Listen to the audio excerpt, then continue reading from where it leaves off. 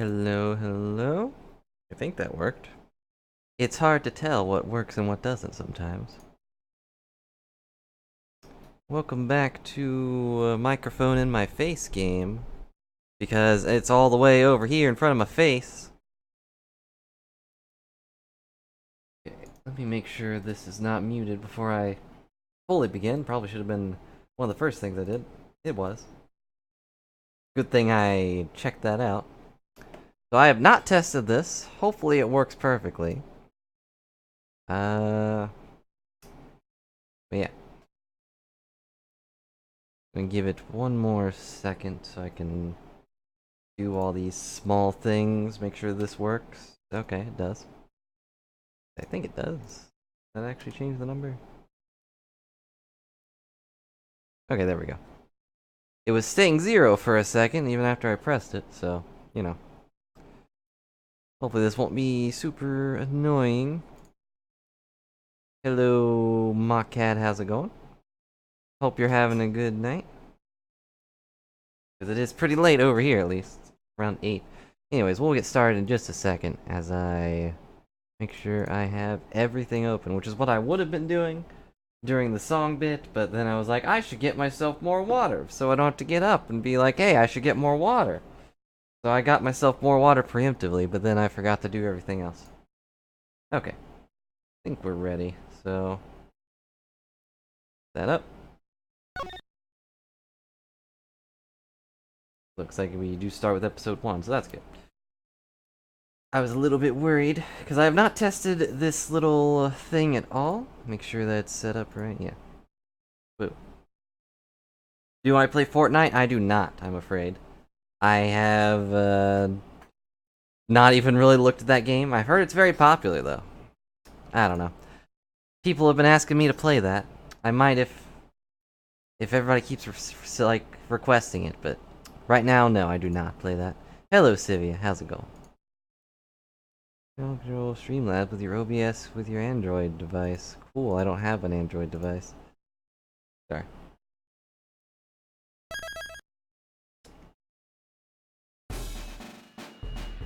Oh, good, Brian, fine.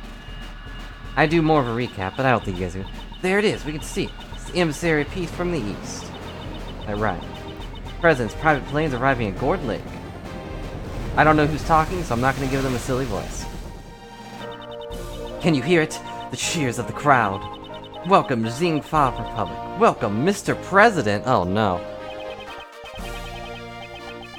Well, that's not very nice, so I'm going to have to go ahead and ask you to...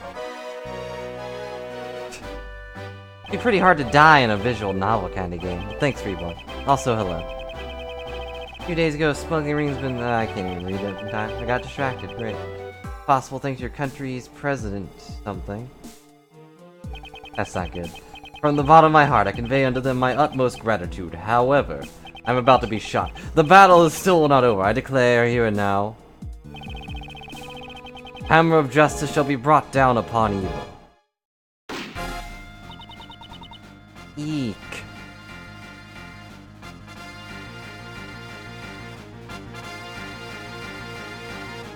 Did they shoot the line?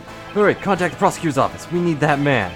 Miles Edgeworth. He's not an investigator. If anyone could solve this case, it's him.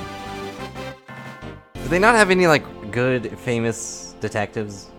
Is it all Gumshoe? Are they all Gumshoes? Are every detective Gumshoe? That'd be great. That'd be a good thing, but then Miles has to keep stepping up. Ooh, I like the turning heads. That's nice. Usually those are still images. Wood Lake Park audience area. Yes, make way for the president. Call prosecutor before calling the ambulance. Yes. Word of this case must have reached every corner of the world by now. As it usually does with my cases. Hey, look, there's Gumshoe. An assassination attempt on the president of the Republic of Zingfa. My name is Miles Edgeworth. I am a prosecutor. Yet I keep being called as if I'm a detective. I was asked to investigate this grave incident, but upon my arrival. And hello, Opie. Hope you're doing well. Mr. Edgeworth! Why was my name question marked? I don't think anyone would ever, get my name wrong. Been waiting for you, sir. But I can still do that voice, just This man is Gumshoe. He's a detective with a local printing who assists me in all cases under my jurisdiction. For some reason. What is the president's current condition? Still not sure, sir. Paramedics just entered this plane a few moments ago. Kinda looked like he got shot or something. Let's see, hope it's nothing too serious, like a shoulder wound.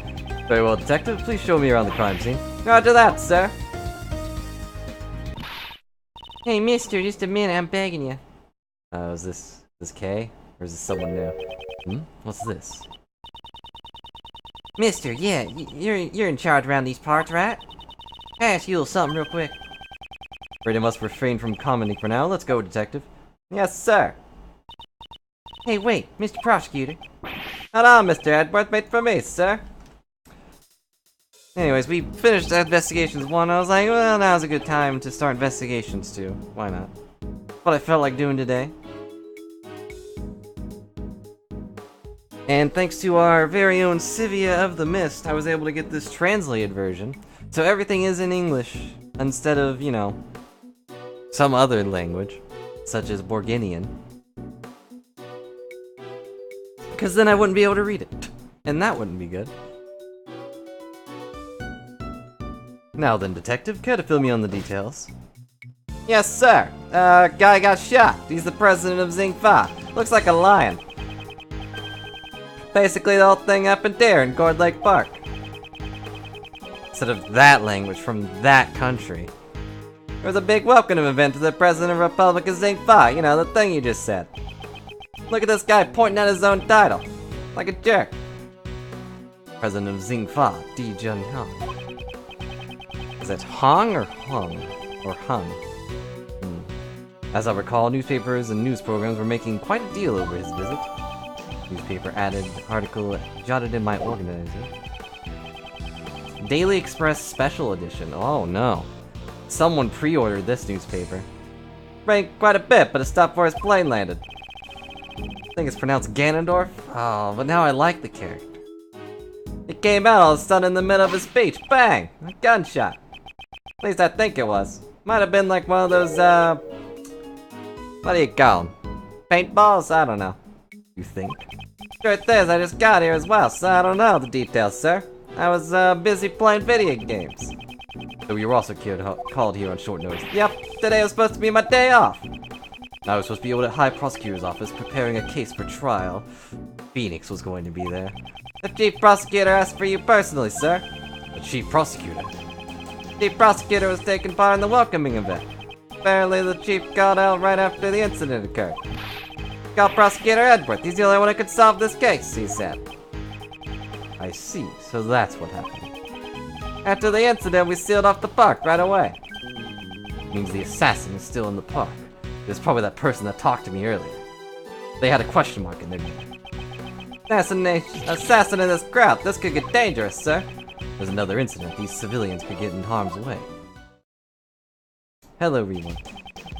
This is a race against time. Let's begin the investigation. We, Akatsuki, First, will deliver judgment. we investigate the crime scene and gather some information. Precisely. No mistaking it, the president was targeted with a gun. Logically, that makes sense. This is something I'll have to keep in mind. Detective Gumshoe. Where was security at the time of the gunfire? They were right there, sir, standing right where you were. Police were only in charge of guarding the park's perimeter. The president was being protected by his own personal bodyguards, who are now protecting the plane, I guess. It's those guys over there. Why don't you try talking to them, sir? I don't know, they look like clones. I don't really deal with clones. To talk to someone, press A while standing. I think you just open your mouth and talk, Edworth. I don't think you need to... I don't move with the touchscreen anymore, do I? Or did I ever do that? I have a map, huh? Well, good thing I have my notes here. Let's see. Need to figure out what button is the A button. Ah, yes, of course. A equals D. All makes sense.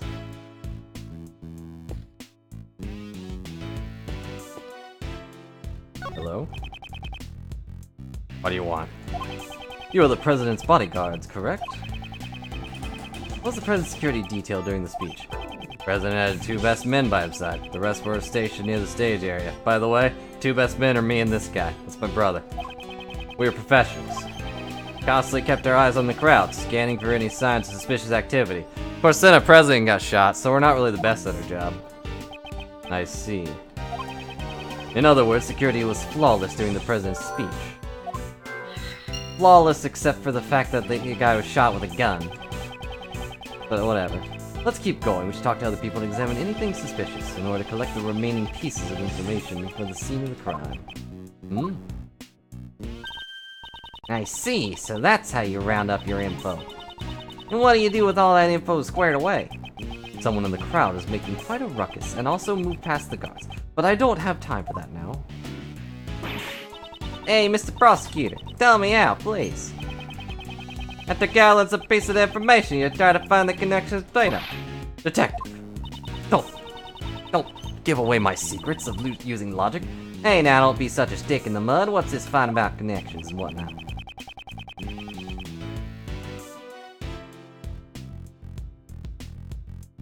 Yes, and we present flawless, but connect the 2 pieces of information and share a link. That's how Mr. Edwards' specialty. Called logic, pal. Press the L button to use logic, then the X button to connect my thoughts. Just start by pressing the L button to use logic, and logically slap Gumshoe across the head, just giving away my secrets.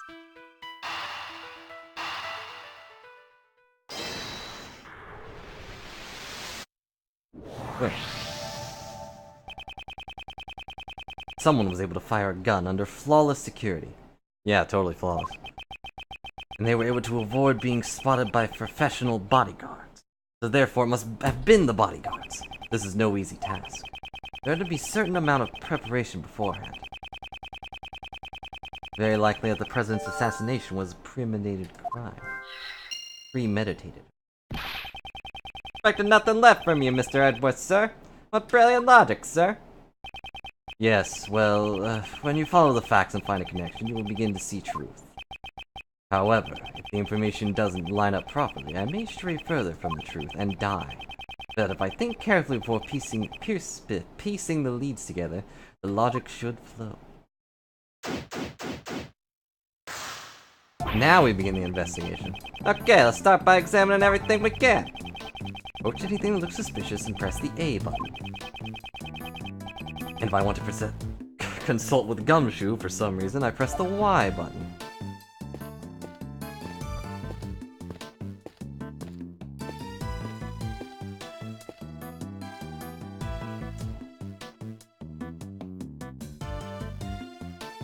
It was in chronological order?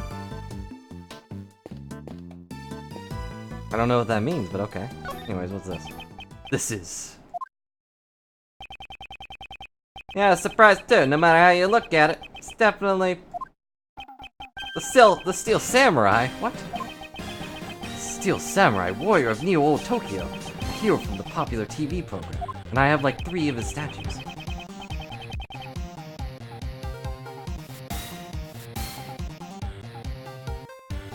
Popular with both children and adults, it has broad appeal. It's quite a masterpiece, if I have to be honest. Why would they use a Steel Samurai balloon at the welcoming event, sir? Perhaps he was chosen as the hero to represent our country. I won't rest until I've inspected every suspicious looking nook and cranny. Oh no. Not this again. Cases go in one line through time? So there's no, like... So there's no flashbacks or anything? That is pretty weird. We've had at least... I think, like, yeah, every other game has had at least 1 or 2 flashbacks. But the important question is, will we flash back to to the beginning of a case in order to recall something? A song, for instance. You know, multiple times. So that we understand the entire song by the end of the case.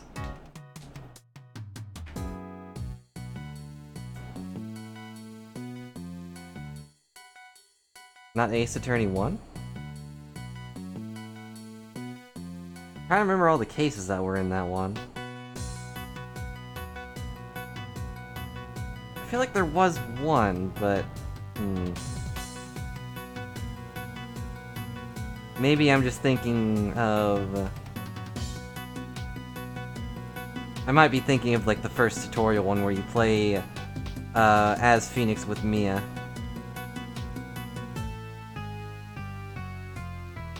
I don't know if that was a flashback or not. Anyways. Poor Steel Samurai balloon looks so miserable. Indeed. What did you deserve such a fate? According to the witnesses, a gunshot was heard when the balloon popped.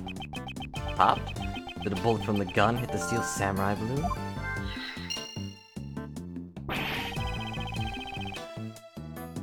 Maybe it was an assassination attempt on the Steel Samurai. Desecrate the Steel Samurai like this.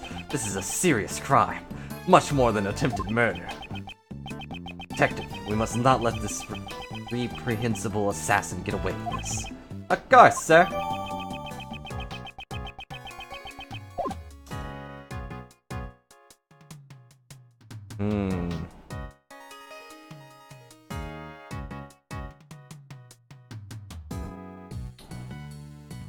But this one doesn't do any of that, huh? Interesting. What am I looking at here? Oh, the flag has a hole in it. It's the flag of the Republic of Xingfa. Its symbol appears to be a phoenix motif. It makes me angry for some reason. This is... What is it, sir? Have you noticed? There is an unusual spot on this flag. Compared to the flag on the opposite side of the stage. Ah, there's a speck of dirt on it. This flag is spotless, sir. Yes, that's what the flag is supposed to look like. Also, they have a hole in it. One spot in the flag that is out of place. Where is it, sir? Please explain so I can understand. What a helpless man. Suppose I should point it out to him.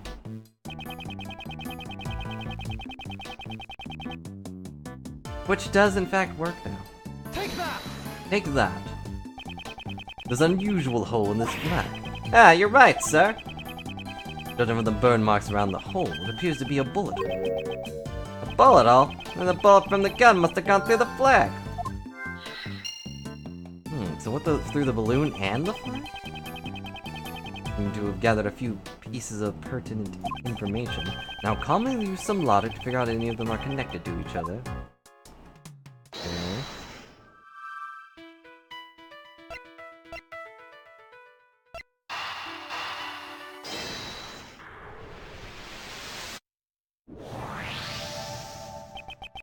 As a result of the gunshots, there was a bullet hole in a flag and a ruptured balloon.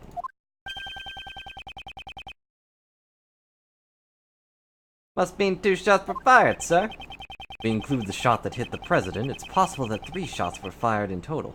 And none of the security guards got in the way of that? No, it's also possible that the flag and the balloon were punctured by the same bullet. If we could be certain about the number of gunshots. Now then, let's continue in the investigation, Hey, Mr. Prosecutor! If you find anything new, could you please let me know? I've been wondering for a while now, but who exactly is that woman? I thought she was just a nosy onlooker. Looks like she's investigating too, sir. Hey, please, I'm begging you. Is this gonna be a lot of heart? I don't think so. She doesn't seem to have an afro. In order to figure out how many shots were fired, we'll need to talk to a witness. Can't be helped, let's try talking to her. Nope, definitely not Lotta. Probably her sister or something, if I had to guess. Ah, Mr. Prosecutor. Name's Nicole Swift. No relation, just same attitude. Same type of enunciation. Just between you and me, this case gonna be my exclusive suit. Exclusive? Miss Swift, is it? Could you tell me what you witnessed during... So how's your investigation coming along? Y'all got a suspect yet? Where'd you get that frilly doohickey around your neck? Hold it, it is not a doohickey. Could you please stop talking for a moment? I will be the one asking questions. What is this, an interrogation? I reckon I was gonna get myself an interview. I'd like to know how many gunshots were fired. Could you please tell me what you saw? Well, I guess. I ain't telling you nothing. What? My life depends on info. I ain't giving up that easily. Don't be so selfish, pal. Won't you please cooperate with us? Selfish. You ain't gotta share no info with me, then I'm gonna go for somewhere elsewhere. Hey, wait a minute, pal. If I wait, are you gonna give me what I want? If not, adios, amigos. You won't budge. We're at a stalemate here, pal. A stalemate? I wonder about that. What do you mean, sir?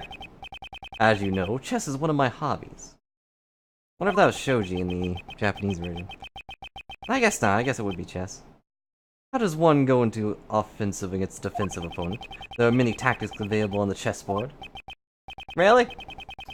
I don't know much about chess. I prefer checkers. Even if it appears to be a flawless defense, there's always an opening. Observe as I break down her defense with my words. In order to get her to talk, I'll need to use the right strategy.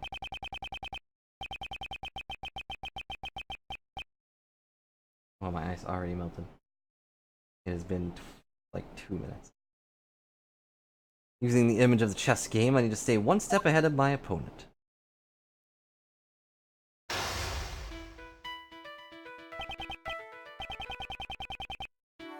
Now then, let's analyze the situation with my magical influx mind chessboard. So you gave me some info, my trap's sealed shut, except for, you know, that one sentence I just said. She has her guard up. Why am I playing mental chess? I guess I understand what you mean by it being a lot of work now. So this is her defensive strategy. A pawn and a bishop? Or is that the king? I can't tell. The best minigame? Oh no. Here I thought I was only gonna talk. Always too much time, she may grow impatient. Need to pay attention to the time limit. Oh no, this isn't good. Must not be careless with my words. When my opponent becomes agitated or aggressive... I told you I ain't talking, you're stubborn as a mule. I said as I kept on talking. For example, during times like this, I should calmly wait and see how things play out. When my opponent shows an opening, I'll be able to strike. Am I playing chess or am I fighting with a sword? I don't know. First, I should ask about her identity. Now, let us begin. Logic chess. Oh no. Your occupation. First, could you tell me your occupation? No way, if I told you, then you might get the wrong idea. The wrong idea? In other words, it's a job that you cannot tell others about. I never said that. I ain't some kind of suspicious person with my recorder and microphone and headphones and... shut up. You look suspicious to me. Haven't you realized it yet? I have you cornered. Huh? What's going on with you? I don't get what you're saying at all. Ah, that was a needless statement. I took damage for that? That's also not what I had to... Whatever. Yes, I'll take that as a hit. My opponent is agitated. I must calmly wait and see. When I let the guard down, I mustn't hesitate to strike. Okay. Your occupation, blah blah blah. Of course. How else are you going to get the big bear scoops if you don't have a bear trap? I'm just your run-of-the-mill model citizen with my microphone and recorder and bear trap and shut up. Please excuse my rudeness. I did not mean to offend you. I may not know the details of your job, but I'm sure that is a reputable one. Well, you might be giving too much credit here. I ain't even done any major articles yet. An article writing job? Hey, I heard you mention articles. Does your job involve writing articles by any chance? Dagnabbit. That's right. I'm investigative reporter. You know, cause that's totally not an actual job or anything. I'm a bona fide up-and-coming news journalist. I see, a reporter. May have already had some information about the case. This will be my next line of questioning. I'm going to repeat out loud so she totally doesn't suspect anything I say.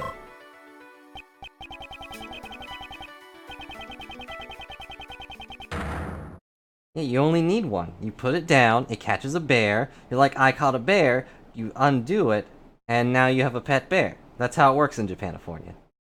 This is where the real battle begins. I'll need to draw out even more information from her. Content of your covenant. Did you witness the incident? Let's activate my trap card. It said that you were a reporter. Did you come here to gather news material? If you want to know that bad, give me some info first. No, you first.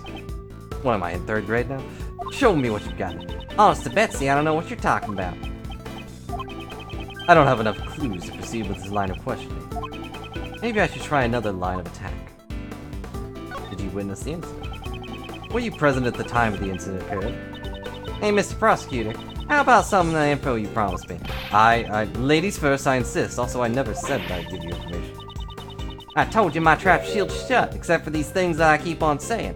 You ain't getting my info that easy.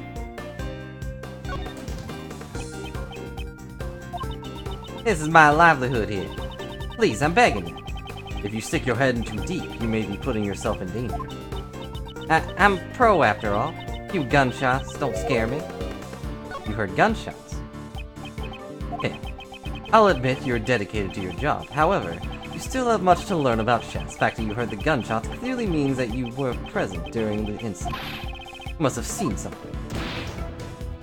Oh no, you made my chess piece spin. But busted again. Except my chess piece didn't explode. Just happened to be here covering a speech. That's when it all went south. Even though we're in the north. And I'm from the south. That's all, I swear. I ain't saying another word. So she was here to write the article about the speech. You should still have the material she gathered for her article. This could be useful. It said that you were a reporter. Did you come here to gather material? No, you first. Let me try using that clue. A knight. Are you telling me that you came here to gather material and you left empty-handed? You should still have the materials you collected with you. Ah, dang it. That's, darn tootin', I'm a pro. I collect info with my own 2 feet. That's right, I got recorders in my feet. That's why I ain't giving it up without a fight. As a prosecutor in charge of this case, I'm making a serious plea for your cooperation. Don't you mess with me, I ain't handed over that, and that's final. I am just messing with you. No. Please understand where I'm coming from, Mr. Prosecutor. Being a reporter is a tough job, isn't it? Ah, so you're finally getting it. How's your job performance been? Performance? I don't know what you're talking about. I'm not a performer. I was trying to be the best reporter, but I ain't a performer. There's a tape recorder I always carried by my side. Let me listen to the tape. That would have the gunshots on it. You're trying to be the best reporter that you can be. Then it would be unnatural for you not to have collected any news materials. You recorded it on your tape recorder, didn't you? Information regarding this case. Oh no, but doggone it. There goes my exclusive scoop. That's right. I have it on my tape recorder. All the information I record from my articles right here. Checkmate. What are you talking about? We weren't playing no chess. Logic chess. Complete. That was done. That's amazing, Mr. Prosecutor. It's like we were in a courtroom, but it was all chess. Before I knew it, you done had me chattering like a chipmunk. Let me hear what you have on the tape recorder. Also, do we even know what chipmunks are? Like, are chipmunks around here? Whatever. But this is the tape, I should be able to determine the exact number of gunshots. Fine, but I won't let you have it for free. Other than my mentor, you're the only person to push me this far. If her mentor ends up being Lada, that'd be pretty neat. In other words, you're gonna be my second mentor. Yep, that's how it's gonna be. I see. It's kinda like a second home, sir. Although, don't you have like 3 students or something? I don't know. Where's Kay? Darn it. Got one more request. 24-hour exclusive interview. Please, Mr. Prosecutor. This is my first and final request of your apprentice. This is difficult to accept, but unless I agree, I won't be able to listen to the tape. 24 hours out of the question, but I will grant you an interview after we solve this case. What about being my second mentor? I'm gonna get this recorded so you can't back out of it later. Also out of the question. Oh, don't be so ordinary. Guess you take what you get. It's all for the sake of my new scoop. time to get the ball rolling. Begin our exclusive coverage. Well then, Miss Swift, please begin the playback of the tape recorder. Yeah, okay. Play. My dear friends, here are reasons for my visit. There's a reason for my visit. Whatever. A few days, a smuggling ring long plagued my nation was exposed and crushed. I see. President's speech. Click. President passionately addresses the crowd. He's deflating the rumors flying around about the recent decline of his approval ratings. Didn't understand who was talking for a second. Is it cutting off the top screen? My commentary tried to create the feeling of actually being there.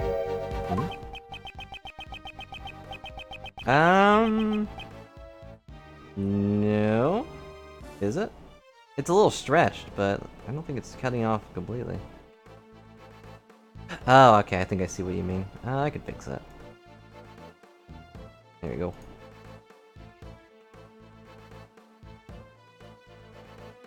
I think that's right.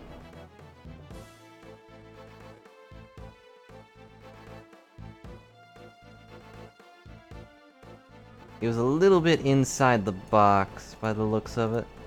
Probably a result of me messing with the actual screen size. There we go.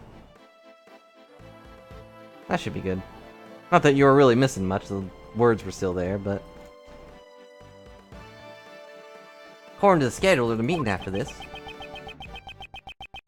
You seem quite pleased that the Yadagarasu incident has been resolved. Well, of course, it's a great honor for us as well. Whose voice is this? Those are from the folks standing in front of me. I reckon it was two older men. Kept on whispering to each other. Where have I heard this voice before? Oh, the gunshot's coming up. President raises his fist in the air. Atmosphere is boiling to a fever pitch. However, the battle is... sorry, wrong person. Sorry, I was repeating what he was saying, so you would be able to hear it in my voice. However, the battle is still not over. I declare here and now, the hammer of justice shall be brought upon all evil. Brought down upon. Those two shots. What in tarnation? Whoa, whoa, whoa, whoa!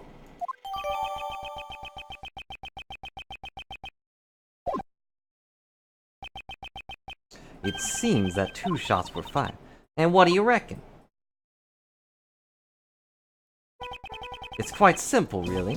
Using the bullet's trajectory, we can deduce its flight path. Two shots were fired, one bullet hit the president. That means the other shot left a hole in the flag and punctured the balloon. You understand now the location of the perpetrator who fired the gun.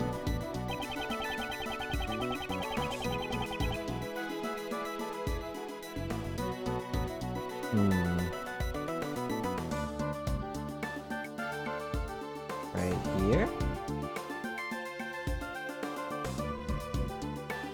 It would have to be...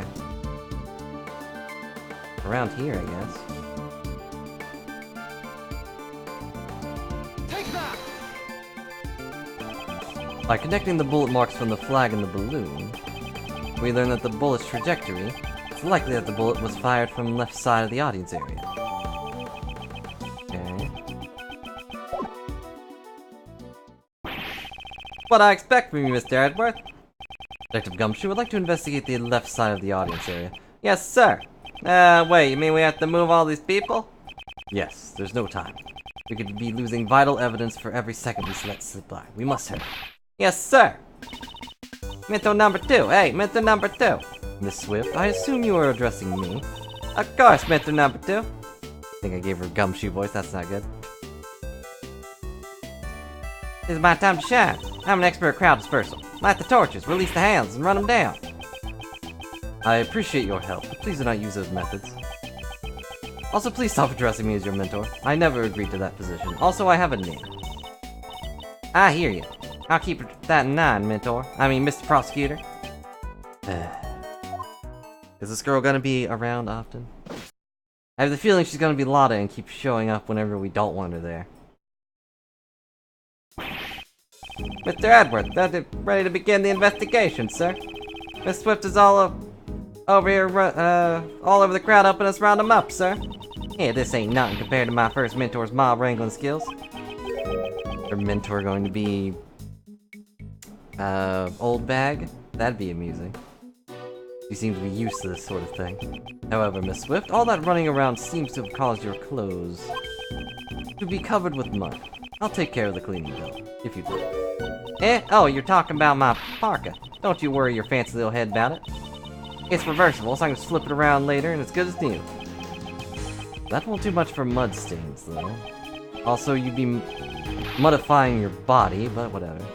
Well, Mr. Edwards, let's restart the investigation, sir. The crowd made a mess of the crime scene. I hope some traces of the criminal are still left behind. They didn't melt or anything. Oh, no. What are you doing here? Also, I can move with the touchscreen. Cool. What are you doing here, Payne? This is a terrible incident indeed, Mr. Edworth. Do I know you? Who is this man again? Hey, Winston Payne, I'm willing to assist Prosecutor. He's a prosecutor? Why'd you come here today? Hehehe. I accompanied the Chief Prosecutor. His voice sounds like one that I heard on the tape earlier. Was he the one of the men standing in front of Miss Swift? Oh, he's actually important, wow. And where is the Chief now? The Chief is a busy man. He had special permission to leave the premises. The Chief called me here and then left by himself. Not completely satisfied with this. It is pretty great that he can just forget all about all these prosecutors. It's a terrible incident indeed, Mr. Edworth. Winston Payne was not what I was, trying to be talked to. I know you weren't trying to talk to me.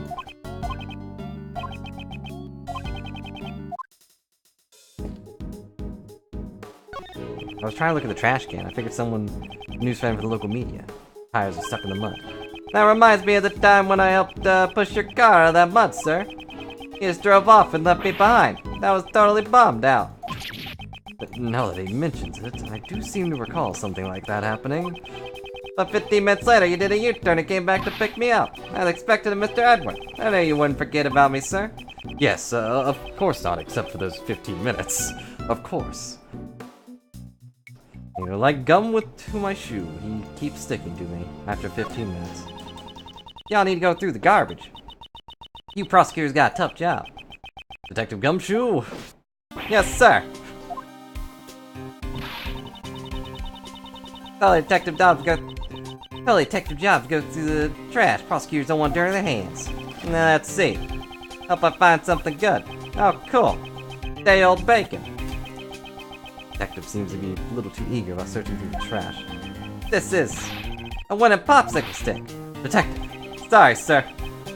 Let's see, something related to the case. Oh, there's a toy, Steel Samurai. Look what I found, sir. Yes, good work. Let's have a closer look. Who are these silhouettes above me? Don't just give me shadow creatures above me. Because I'm investigating something. I totally missed that text box. Yes, sir. Give me the word and I'll spin the evidence round and round. Like a record baby. Right round, right round. Hold the R button, use the D-pad to rotate the object desired viewing angle. Go ahead, zoom in or zoom out. I'll move the evidence for you, sir. Press the X button to zoom in, Y button to zoom out. Investigate every fine detail, every nook and cranny even. Find something suspicious, please let us know immediately, sir. Move the cursor to a spot of interest and press the A button to investigate it. Alright, let's give it a try.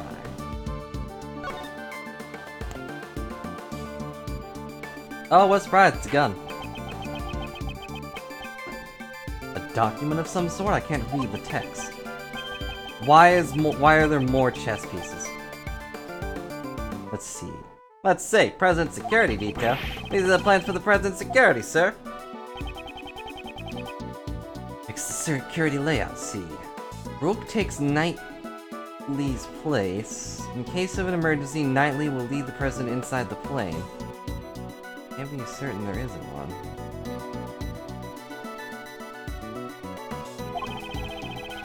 Bodyguards' names are written on here too. Who named these guys? Who named a guy Rookie? He's gonna be a rookie for the rest of his life, sir. Rookie and Knightley. Bodyguards are not from the Republic of Xingfa. Seems the president hired a local security firm. Why didn't he use one of the police force of Zing Fa? You wanna know the reason? That's another big scoop. You know something about it?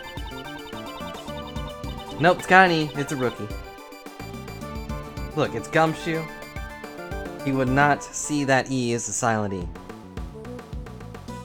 I was just at Zing Fa Embassy the other day, fixing to give me some news material. That's when I heard. Sounds like the president's got plenty of enemies. He also don't get along too well with the top brass of Zing Fa police. I see, he doesn't even trust the people of his own country. Could be related to the assassination attempt.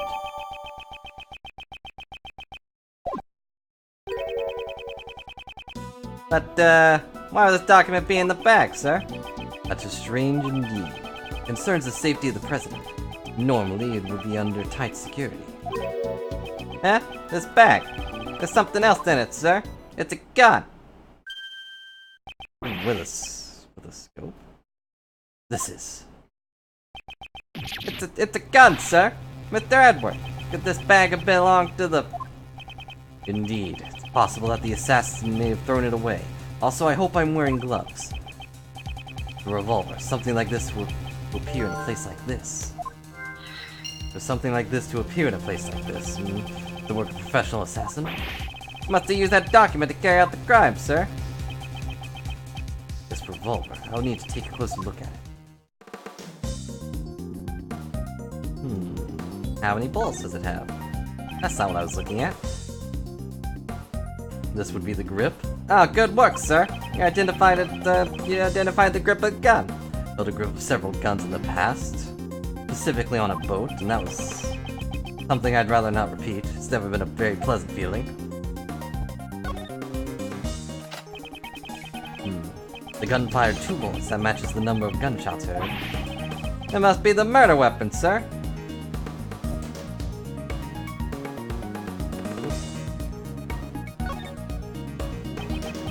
This is a laser pointer. It's an implement attached to a gun to help you aim with the laser, sir. Just press in the air and fire a red laser, sir. The assassin used this laser pointer to target the president?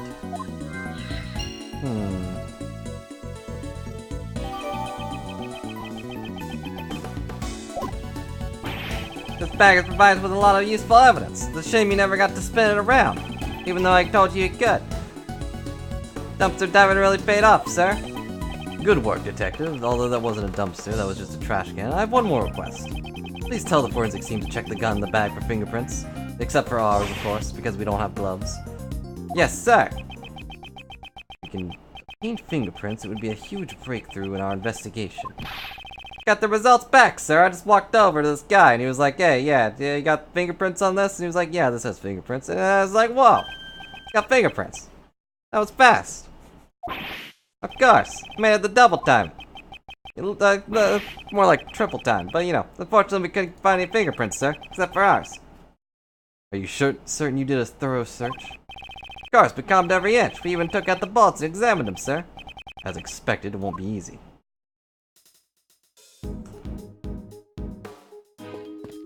Sure, I'm glad they can investigate a whole thing for fingerprints in like 5 seconds.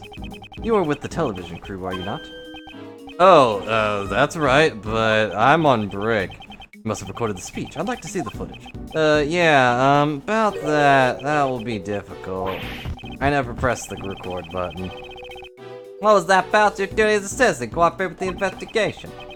After the incident, the guest knocked over the TV camera and the panic? All the footage was lost, man. It's a total bummer. If there was any footage left, it could have been vital evidence. Yeah, too bad, sir. Oh no, who is this? What was that? Looks like you're in a jam, Mr. Edward. That voice. Oh, of course.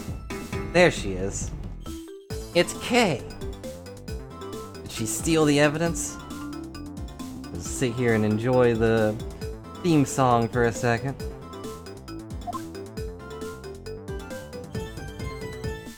Hang on, I have to jump down on this side so I can run all the way around, Mr. Edgeworth. That way I look slightly less cool than I would have if I just jumped off the van normally. But you know, we are on a 2D plane, I couldn't do that. Long time no see, Mr. Edward, the hero of justice. Kay Faraday is here to save the day. Hero? I guess she wouldn't refer to herself as a heroine. So you've given up this great thief business yet? Nope, I still haven't stopped. I'm just on vacation. I'm trained to become the second Yatagarasu. Gonna be like third? Whatever. About 2 weeks ago, the girl became involved with one of my cases. Actually, more like 2 or 3, I think. Mysterious phantom thief, the Yatagarasu. The case of a gentleman thief who steals the truth for the sake of justice. Yeah, I guess so. I guess 4th, technically. Because that detective was also that guy. Oh, we're not gonna see him again, are we? Him and his mirror. This girl is the successor to that big thief. If you need to pick a lock, untie a rope, or leave it to me. But since I'm still training, I haven't actually stolen anything yet. Except for many fans' hearts. Hey, what are you doing here? Isn't it obvious? I want to join the festivities. Does have a fondness for these kind of events. I do wonder how she got here, though. Did she hitch a ride in my car? Did she sneak into the backseat when I wasn't looking? Afterwards, I thought I'd come meet with you guys. Well, glad to see you. Look like you've been doing well, pal. It's been like, what, 2 weeks? Been a while, Gummy. Glad you're here. You're well, too. Hey, you said earlier you could help me out. Please don't be surprised, Mr. Edward. I took a photo that captured the exact moment of the crime. I see. Could you show it to us at once? Not even a... Wow, good job. Same as usual, I see. Can't even act a little surprised? No, I expect that much of you. Yeah, that prosecutor's always in a sour mood. He even got annoyed when I called him my second mentor. Oh, by the way, I'm Nicole Swift. Up-and-coming investigative reporter. Nice to meet you, Nicole. Yeah, Mr. Edward, really... Enough idle chatter. You can gossip about me later. Can you please just show us the photo? Fine.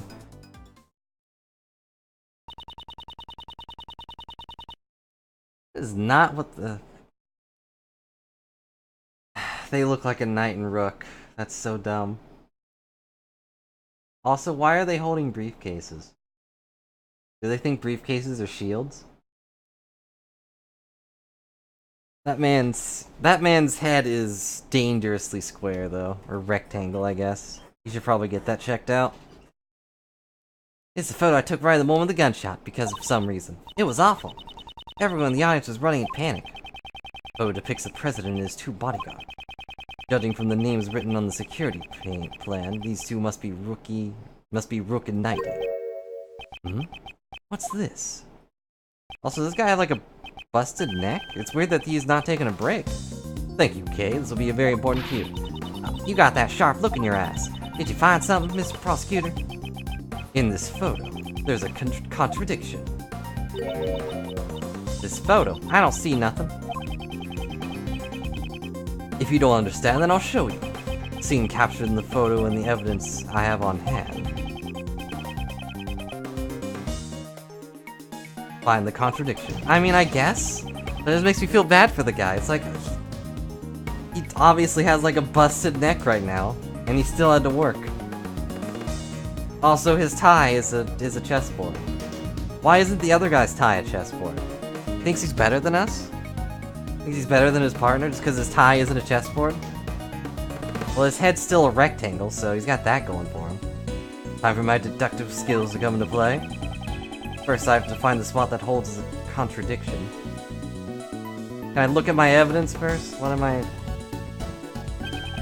Once I've found the contradiction, I press the X button with conviction. Deduce. Then I present the evidence that contradicts this spot.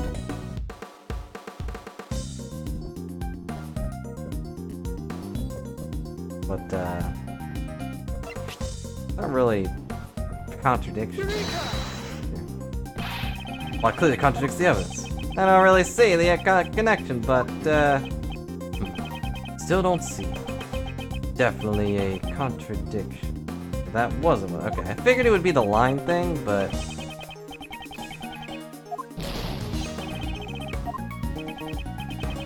Guess I should have go with my first instinct instead of going for what the game might want.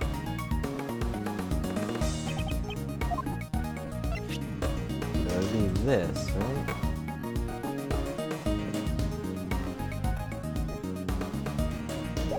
You're a dummy? Why are you a dummy? Okay, let me... One totally does the time stuff? Oh no. You got my hopes up.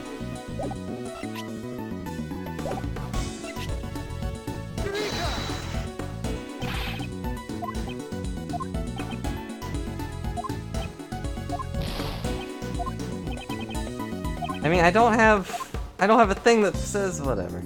I don't have a thing that says where he got shot, do I?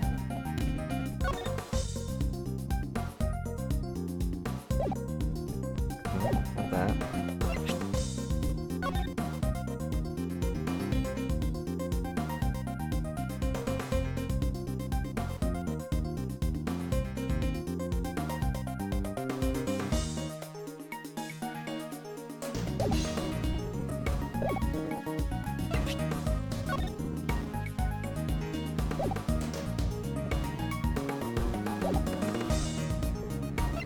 Don't know what they want to do.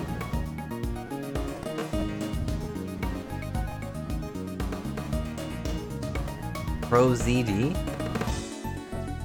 Did I know who that is?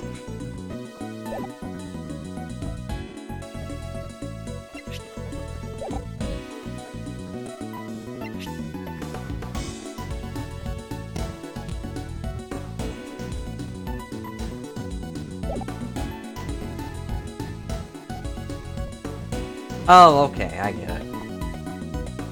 I hope this is it, but his fist isn't in the air. Nope. Okay. I have no idea, apparently. Just try everything.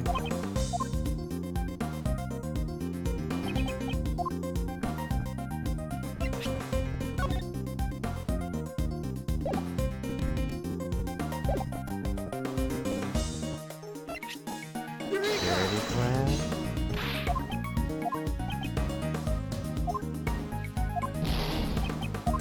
I've literally presented everything. Is there something I'm missing? Is it the rupture balloon?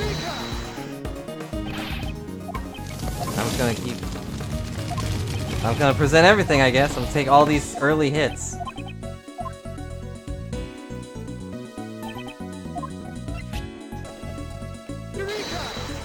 Explain to me how the article.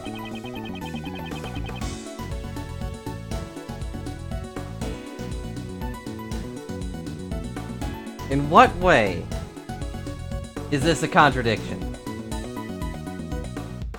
Hello, Phoenix. How's it going? You're apparently on a flag, Phoenix. I already hate this game. Why'd I play this? This newspaper contains a photograph of the president. As you can clearly see, he doesn't have a dot on his head. How do you compare with the photo Kay took of the scene? What do you mean? Oh, I see what you mean. You mean he doesn't have a red dot on his head, because, you know, that was already obvious. That's right, there's something on the president's forehead that wasn't there before. Because I have a laser pointer that shoots a red dot, and we already knew that. Is that a mole? Uh-huh, certainly looks like a red mole. This is probably one of the worst things I've ever seen in these games. We already know there's a laser pointer. This is probably...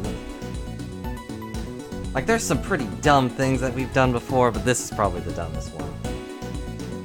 That's foolish. It's hard to believe a mole would pop out of thin air like that. Maybe a bug bit him, sir. That all? I thought you were on to something. Turns out just an itty-bitty bug bat. You were talking with such a serious look on your face, I was getting all excited. Way of the truth. Always begins with small contradictions. Oh, that's a great way of putting it. I'll be using that for my article. I'm glad you enjoy this edge palm. It's definitely deserved. Should I put a red dot on that one? Just out of nowhere?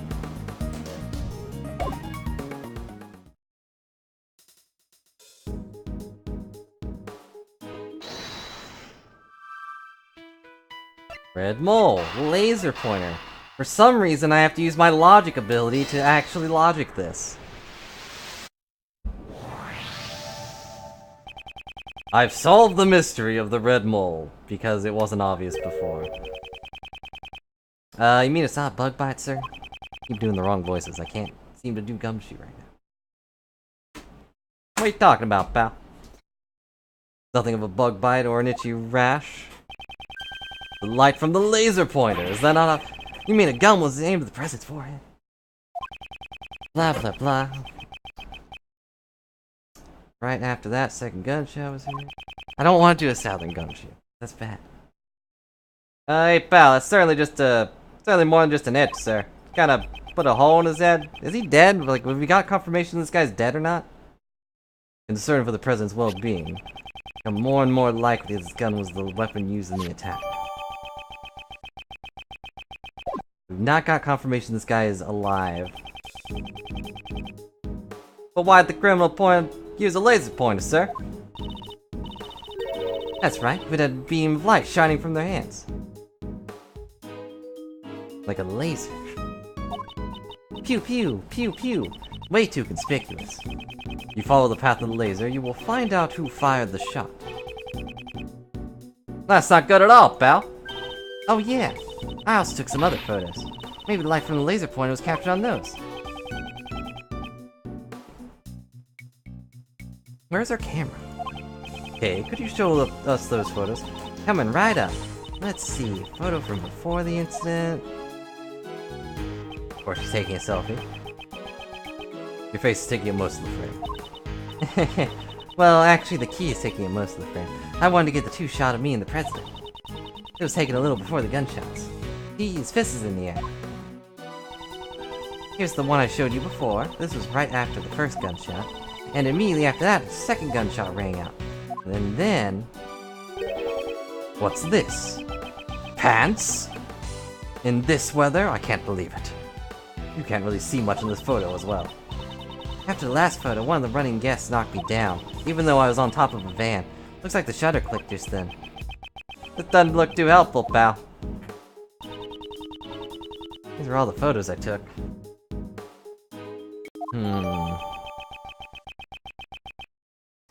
Hello, random. How's it going? Hope you're having a good day. I'd like to examine these a bit more detail. Investigate which photo? Before the incident. We do have Pain sitting right there. Also, that's a red laser, like, right there. Take that! I found it! It was, like, right there, and wasn't Swift just... Hello, Mimikyu. Don't object objections. Can't object an objection. Unless you're the judge, I guess. Say what, pal? Look just in front of this person in the red hood. It's shooting at this guy I don't know. Yes, that's probably the light from the laser pointer. Then that red-hooded person would be the assassin. We did it! It's all thanks to me, right? Right. As expected, the great thief has stolen the truth. Nice. Edward throwing those casual compliments. Perhaps the criminal can also be seen in other photos. Let's examine these photos one more time.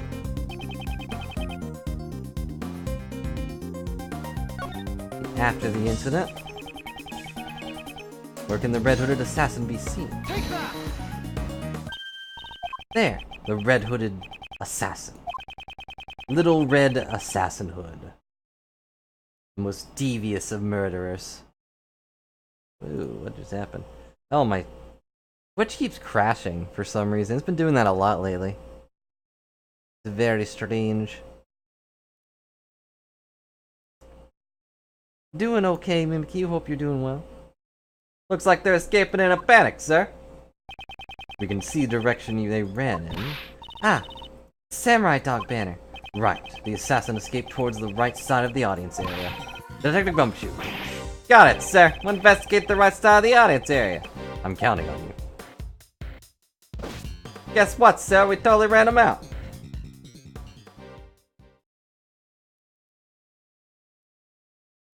Oh no, that's very ominous. The red-hooded assassin. Since the park was sealed off, there's nowhere they could have run to. If we follow their trail, we'll definitely catch them. Unless they ditch the Red Hood. Probably what I'm gonna find next. Wow, Liz didn't even give that person their hat? It's the key to the truth, Mimikyu. She carries it wherever she goes. Now then, let's continue with the investigation. We'll definitely find some traces of the assassin. Like this umbrella. Oh wait, no. That's normal.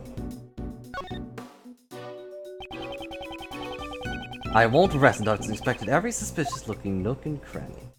What's this? This is... the red button, sir! Could this be... part of some...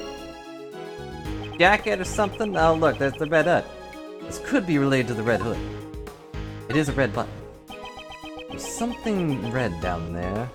It's blood! There's someone else that was murdered here. Detective Gumshoe, please check underneath the footstool. Something stuck down here. Let's see. The red raincoat. Could this be the assassin's? Appears he got rid of his raincoat before he ran away.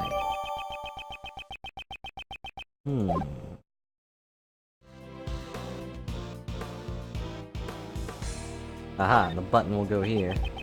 This sleeve. It's inside out. It's also missing a button. Logically, that means the button's around here somewhere, but where could it be? Left sleeve. There doesn't appear to be anything wrong with it. Not turned inside out, and the button's still tightly in place. Even though it was thrown away, it looks a bit too clean.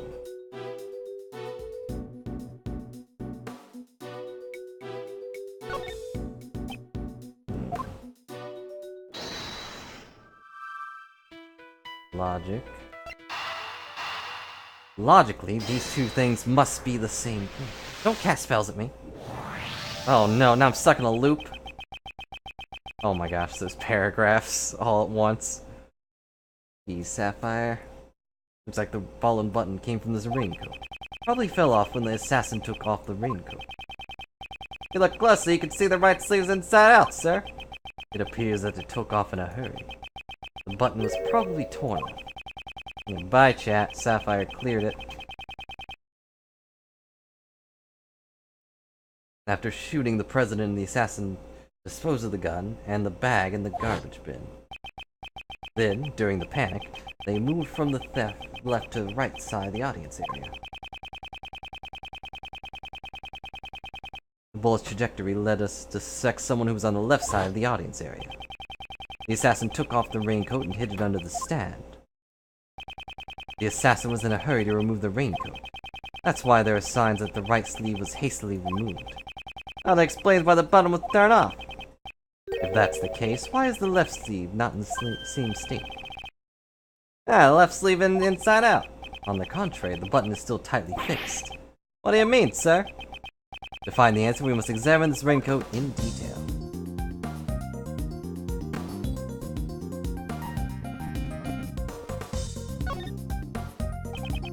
I'd like to investigate the inside of this raincoat. Gumshoe? I can't touch it. Do it for me. I got it, sir. Oh. This is a blood stain. Judging by the location, this is most likely the assassin's own blood. So we're looking for someone who's injured, sir. Not just any injury, detective. An injury on their left arm. What do you mean, sir? The criminal was in a hurry to take off their coat. That's why the right sleeve is inside out. On the other hand, the left sleeve remained unchanged. How did this difference arise? Quite simply, the assassin couldn't get his arm through the left sleeve. Think of it like that, it all starts to add up. Furthermore, a bloodstain was found on the left side of the raincoat. I say, he couldn't get his injured arm to fit through the sleeve. Yes, indeed. Say the possibility is quite high. Also, where do we put the audience?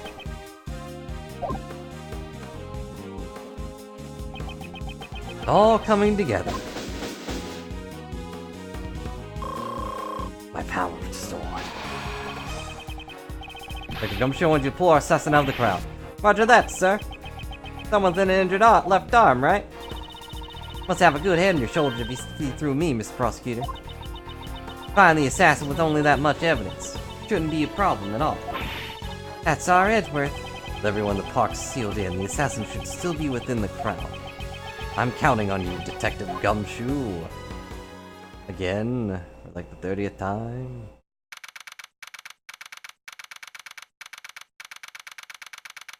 This time noise seems subtly different. Mr. Edwards, we found suspicious persons within that condition, sir.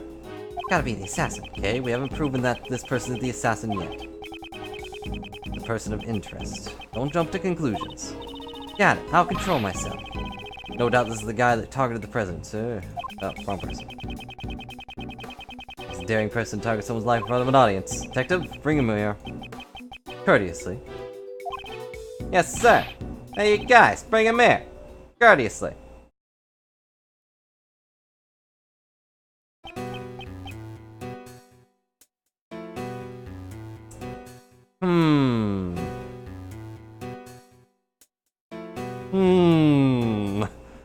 Definitely not suspicious at all. Aren't you under arrest? Or, no, I guess he escaped, didn't he?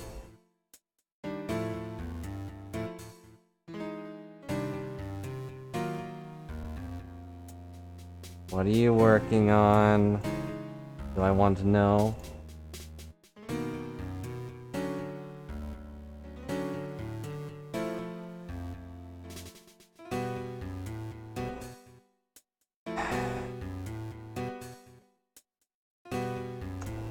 Well, I guess we exploded then, so I guess the stream's over. Thanks, Reborn.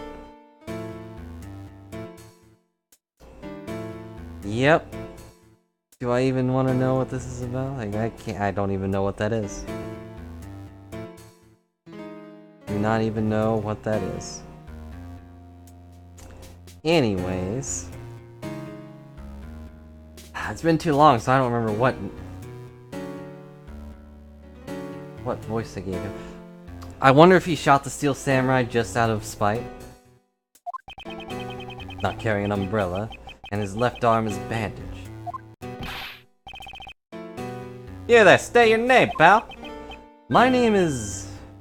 John Doe. John Doe? That's an unusual name. That is correct. This man, have I seen him somewhere before? Prosecutor Edwards, we meet again. You know my name? Yes, I have been observing you in your investigation. May I ask why you've called me here? We are searching for the assassin who attempted the murder of the president. Do you recognize this raincoat? I'm terribly sorry, but I'm afraid I do not. I believe this raincoat belongs to the assassin. That doesn't seem like regular ice cream. Is he gonna, like, pop off and be a god? Oh my, that is terrible indeed. The president should also have severe injury on the left side of their body. Precisely like yours. I have no relation to this. A stare down, mano a mano, just like they're firing laser beams out of their eyes. So what happens next? Obviously confrontation, pal. Battle between two gentlemen. Should I hear his explanation? Yes. Witness might lie or misunderstand. If you find a contradiction in their statement, you can present evidence, pal. The odd button to look at the organizer, or just press the thing. And if you don't find a contradiction, what do you do then? At those times, you press the witness for more details, pal. To press the L button. Why am I explaining what Gumshoe was saying? Alright, sir, could you please give us a demonstration, please? Yeah, Mr. Prosecutor, you're America's best. I'm from Japan. You just won't.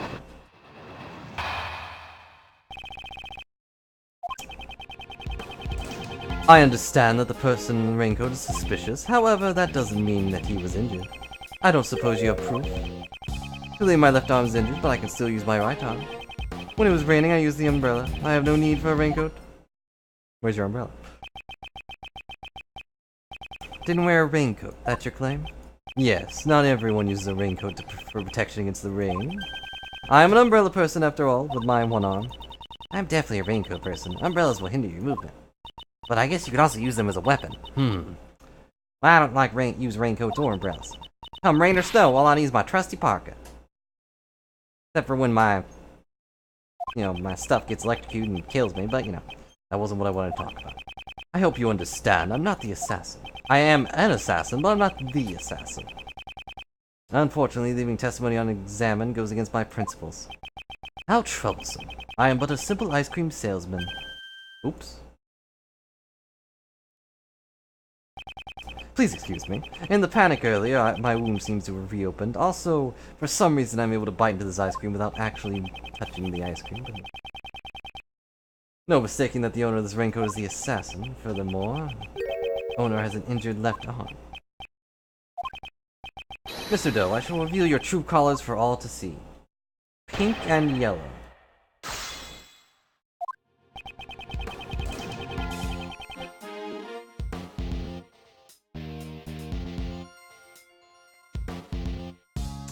Oh, now I remember.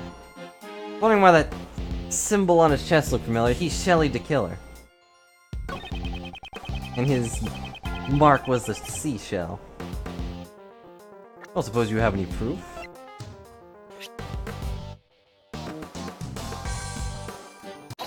Objection.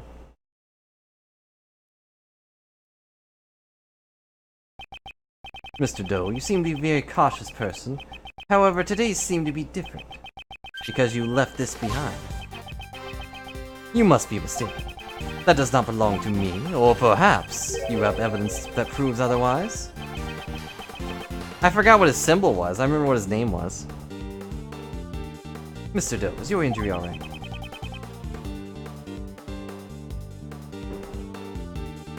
The wound seems to have opened. Indeed, it is quite troublesome. Look, we've had to deal with like 3 calling cards. One of them being a bird. I don't remember which one's which.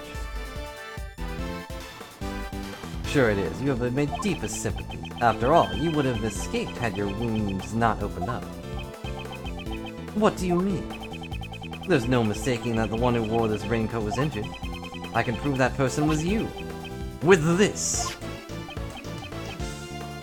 He's so nervous his ice cream is sweating.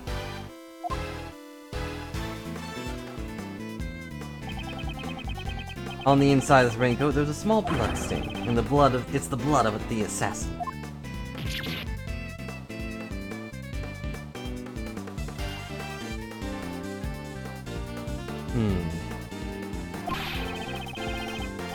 So this man's spirit animal is not a shell.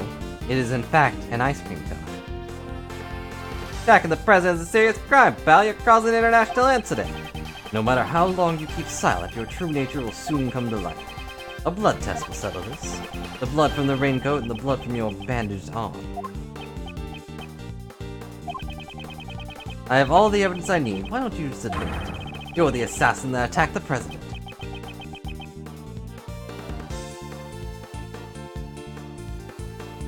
Anything can be a spirit animal if you're spiritual enough, Sylvia. I am not the assassin. You don't know when to give up. If this were a game of chess, you would have just been checkmated a long time ago. Admit your defeat gracefully. My, seems completely unfazed, except for his ice cream sweating up a storm. I suppose I have no choice, I'll admit it. Indeed, the raincoat is mine. He confessed, sir. Arrest him, arrest him. However, that does not mean I shot the president. What's that, pal? Prosecutor Edgeworth, all you have proven is that I wore a raincoat. What sort of crime is that? I am no assassin. I'm just a simple ice cream salesman. All I did was put on a raincoat and listen to the president's speech. It surprised me to see the bodyguards take action just before the gunshot rang out.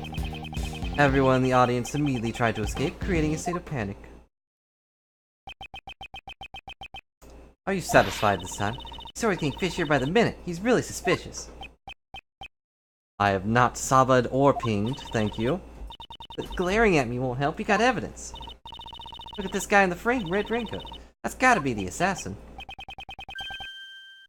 I see. That is certainly not me. What? Prosecutor Edgeworth, please consider this carefully. Was I really the only one who wore a red raincoat?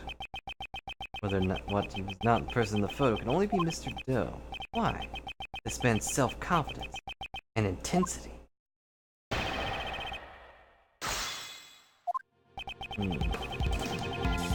Just a simple ice cream salesman. No, you know what? I wanna Wait, what kind of ice cream salesman are you? An ice cream salesman, you must know quite a bit about ice cream. But of course, ask me anything you wish. Curses! I don't know anything about ice cream. Thank you, Edward. What's the most important thing about making ice cream? Mr. Edworth. The most important thing about making ice cream is honor. Honor? Make ice cream? Without honor, ice cream is nothing more than sweet ice. Do you understand? I am just a simple ice cream salesman with honor. Can't really refute it. Why'd you use a raincoat instead of an umbrella? Is it strange to wear a raincoat on a rainy day? It's strange to purposely wear a raincoat when you can't get your arm into it. If both my hands were occupied, I wouldn't be able to serve ice cream. Why didn't you mention that in your testimony earlier? I'm terribly sorry, it must have slipped my mind. After all, I had just gone through all that. All that? The shooting of the president, of course.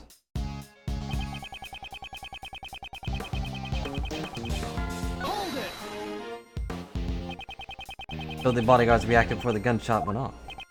Yes, the bodyguards moved first. The one on the left side stage in particular. You saw it all quite clearly. I have good eyesight. In at least one eye.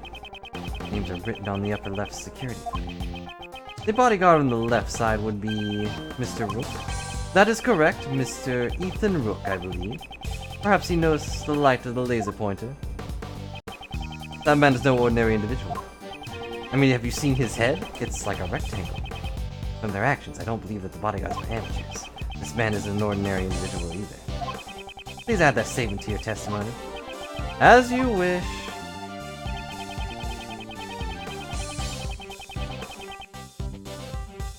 Exceptionally quick. What does he mean by that?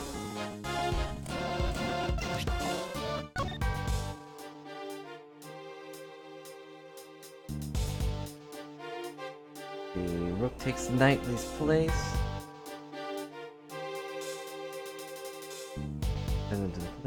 Okay, let's see who did what. So the bodyguard on the left was faster. He reacted just in an instant. His response time was superb. I believe his name was Ethan Rook. I see. He had plenty of time to react. Not necessarily. His expression never changes.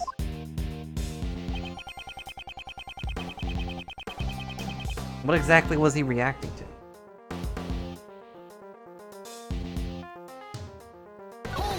I'm not understanding what they were reacting to. But you yourself did not run? No, I did not.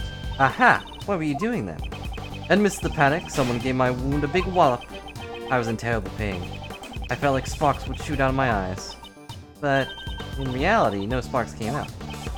Sparks don't come out of people's eyes, Kay. You can't prove that. The person who wore the red kringle coat was the assassin. That's very clear from the photo, however. Mr. Doe is saying the person wasn't him. That's just some story made up, sir. Rip off his disguise, Mr. Edward.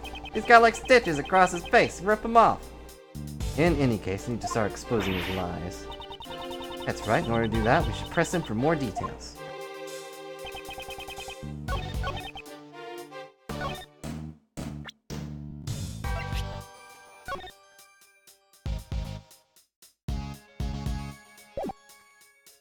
I'm not sure what exactly they're supposed to be.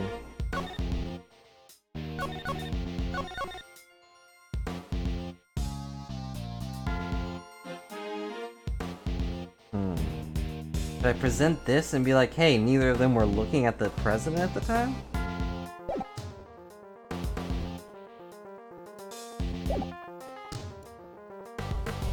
Like, what did he react to? This is something they're not telling me at all. I guess let's do this. Nope, that wasn't it. Contradicts this piece of evidence. Blah blah blah. Is that so? Do you need glasses? No, I do not. Is that so? Do you need hearing aids? A contradiction. There is one.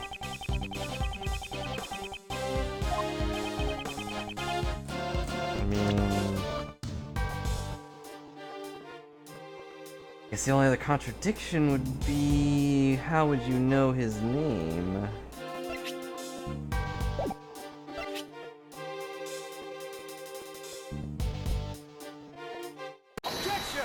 Yeah, okay. Guess I need to focus more on his name instead of what he was reacting to. Seems you are a simple ice cream salesman after all. You think too highly of me, Prosecutor Edgeworth. Why would a simple ice cream salesman know the name of the president's bodyguard? The name of the bodyguard? Surely you jest. Didn't you just say their names just a moment ago? Mr. Knightley and Mr. Rook. Correct? Objection! This is a diagram of the security plans. We learnt their names from this. However, please look. Only their surnames are written here. You distinctly said Ethan Rook. How'd you know his full name when we did not? That's pretty weird, sir. Why did you know his name? Explain yourself. That was merely a slip of the tongue. True, this guy's the assassin. Young lady, you're being a little hasty. So hasty, my ice cream is melting upwards instead of, dripping sweat. Because I knew his name was quite simple. I am an acquaintance of Mr. Rook's. What? He and I have a bit of a connection. His is a name that I will never forget. Mr. Edwards, he's telling a big fat lie. This is not a lie, I'm a simple ice cream salesman. And an acquaintance of Ethan Rook's. In that case, let's just ask Rook himself about this. Making you want ice cream? Yeah, same. Whether or not he's acquainted with this dubious ice cream salesman. As you wish, however, that may prove difficult now. He is currently busy with the president's security, after all. Besides, even if I am not an acquaintance of Mr. Rook's, does that prove that I fired the gun? If you aren't the assassin, then why'd you remove your raincoat? It was a little hot, and the rain had stopped. I wanted to air out the wound. Is there a problem with that? It seemed to corner him. Come on, Phoenix, how'd you do it? Mr. Edgeworth, what are you doing? Hurry up and arrest him. That man's so suspicious, I'd even arrest him myself. Arrest him without evidence? How would I do such a thing? Come on, Mr. Edgeworth, can't you do something? Breaking news. Criminal is on the verge of escaping the prosecutor. Oh dear, they're already treating me like a criminal. I understand. Since I've been suspected this far, seems I'll have to tell the truth. What's he up to? I saw another person wearing a red hood. Say what? Surely that was the person who was in the photo. I first noticed him right before the speech when it was still raining. He caught my eye because his raincoat was the same color as mine. In his hand I saw a laser pointer with the light aimed directly at the president. Can't be. There was another person wearing a red hood. I knew that if I wore the red raincoat I'd be mistaken for the assassin. That is why I took off the raincoat. You just say that from the get-go. Saw an assassin wearing the red same collar as yours. Wouldn't that be a nice coincidence? That's what I expected you would say, which is why I did not testify as such. Prosecutors and the police are a suspicious lot. I knew that nobody would believe me. At the moment of the incident, the assassin was very close to the prosecutor. Prosecutor? I only arrived after the incident. Not you, Prosecutor Edgeworth. Him, Prosecutor Payne. That prosecutor over there. Huh? Me? You should be visible in that photo. He is. Here, right in front of the person with the red hood. That's me, alright. I recognize my hairstyle anywhere. If there's any other characters we might recognize. Yeah, it doesn't really look like it. Me, alright, what's your point? What's this man driving at? I have been observing your investigation this entire time, Mr. Prosecutor Edward, and I have noticed something strange. Something strange. Seems you still haven't noticed this contradiction yet. If I'm such a simple ice cream salesman, where's my ice cream stand? Contradiction. In this photo, the people who can be seen are the chief, Mr. Payne, and the assassin. I don't see anything strange. Please think back carefully about the circumstances during the president's speech. I believe you are holding the evidence that contradicts this photo. Do I have evidence that contradicts this photo?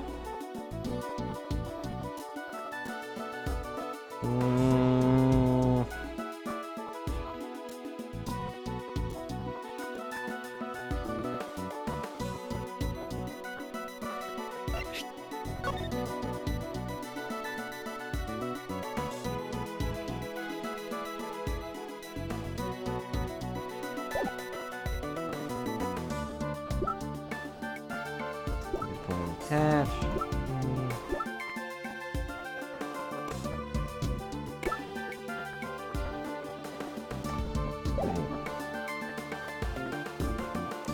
Can't look at the photo and think of.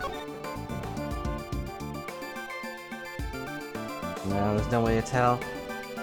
I'll say that might be his left arm, which would be a contradiction.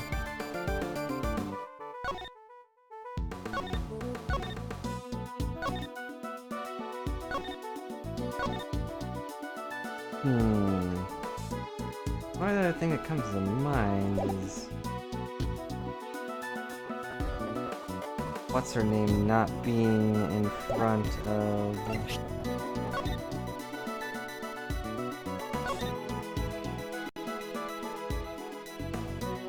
shrill old man. Take that!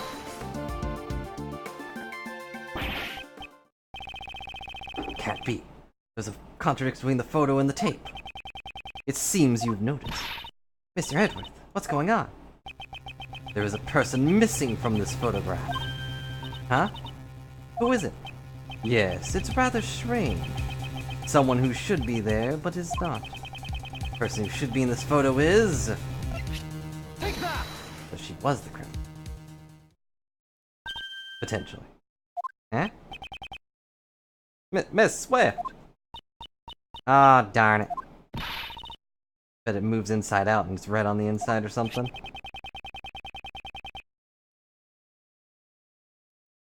Mr. Payne's voice was recorded on Miss Swift's tape. He was whispering quietly to the chief prosecutor. Those from the folks standing in front of me. I reckon it was two older men. They kept on whispering to each other. It seems Miss Swift was near Mr. Payne when she recorded the speech. And she isn't anywhere in this photo. That is correct. Now, Mr. Prosecutor. Who is the one you should be pursuing? Nicole Swift, would you mind giving us your testimony? Come on, feels weird when you talk all formal like that. It's fine, I ain't got nothing to hide.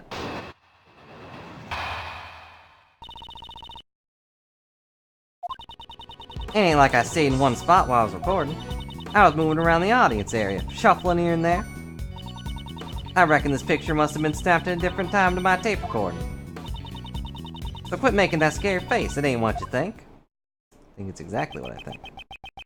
Tape recorded a conversation between my colleagues, Mr. Payne, the chief prosecutor that we've never met before.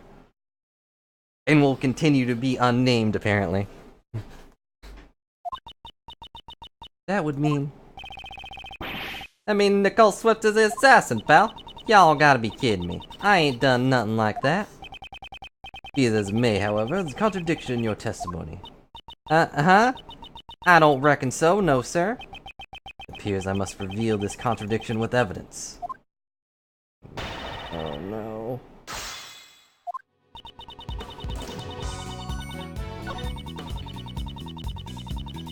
Shuffling here and there.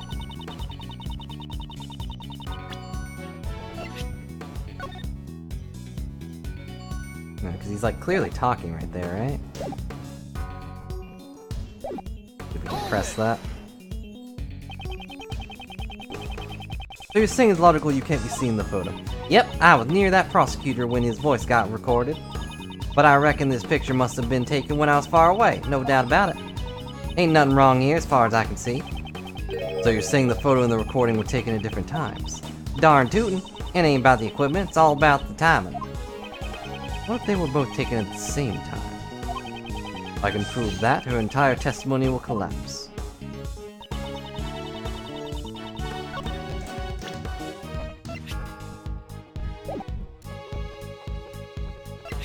Let's see, I'll check this again real quick.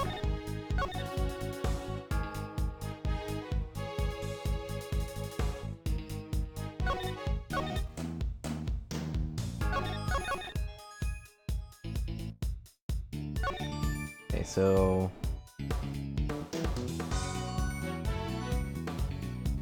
now the question is, what do I present? He raises his fist in the air, atmosphere boiling to a fever pitch. So... clearly this one, where he has his fist in the air. Whoops. There we go. Okay, we got it. Miss Swift. And if reporters shouldn't lie, every single time they do, it makes trouble for me or Phoenix. I ain't lying, I'm an honest journalist. Perhaps, but there's no denying that the photo and the recording were taken at the same time. That's so, what makes you say that? Truth lies in the photos. This photo could only have been taken at the same time as your recording.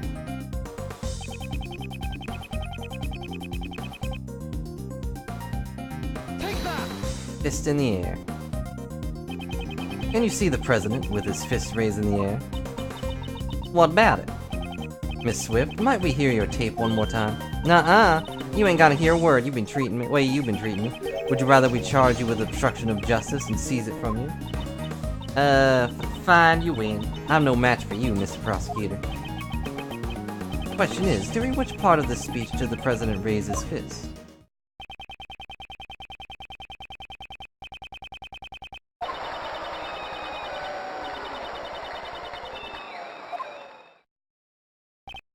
Aha! Raise his fist straight from the horse's mouth, sir. Papers record the moment the president raised his fist overhead. Then that means Nicole not being in this photo is really strange. Oh, but she is in the photo, right here. Person in the red hood is you, Nicole Swift. Oh no, my bear trap went off. Did I catch a bear? Oh. Looks like I was the one trapped. You're the real assassin, ain't you, pal? That ain't so. I'm a bear. I ain't never worth no that raincoat.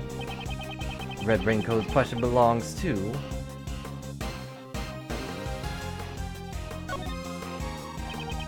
person in the red hood is Miss Swift. And so, the owner of the raincoat must be... Miss Swift. It can only be you.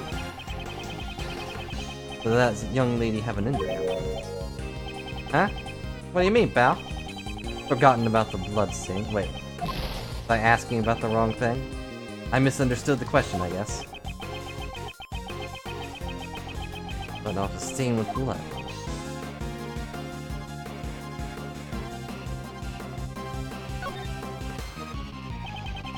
Raincoat's owner is Mr. Doe. That much has been proven.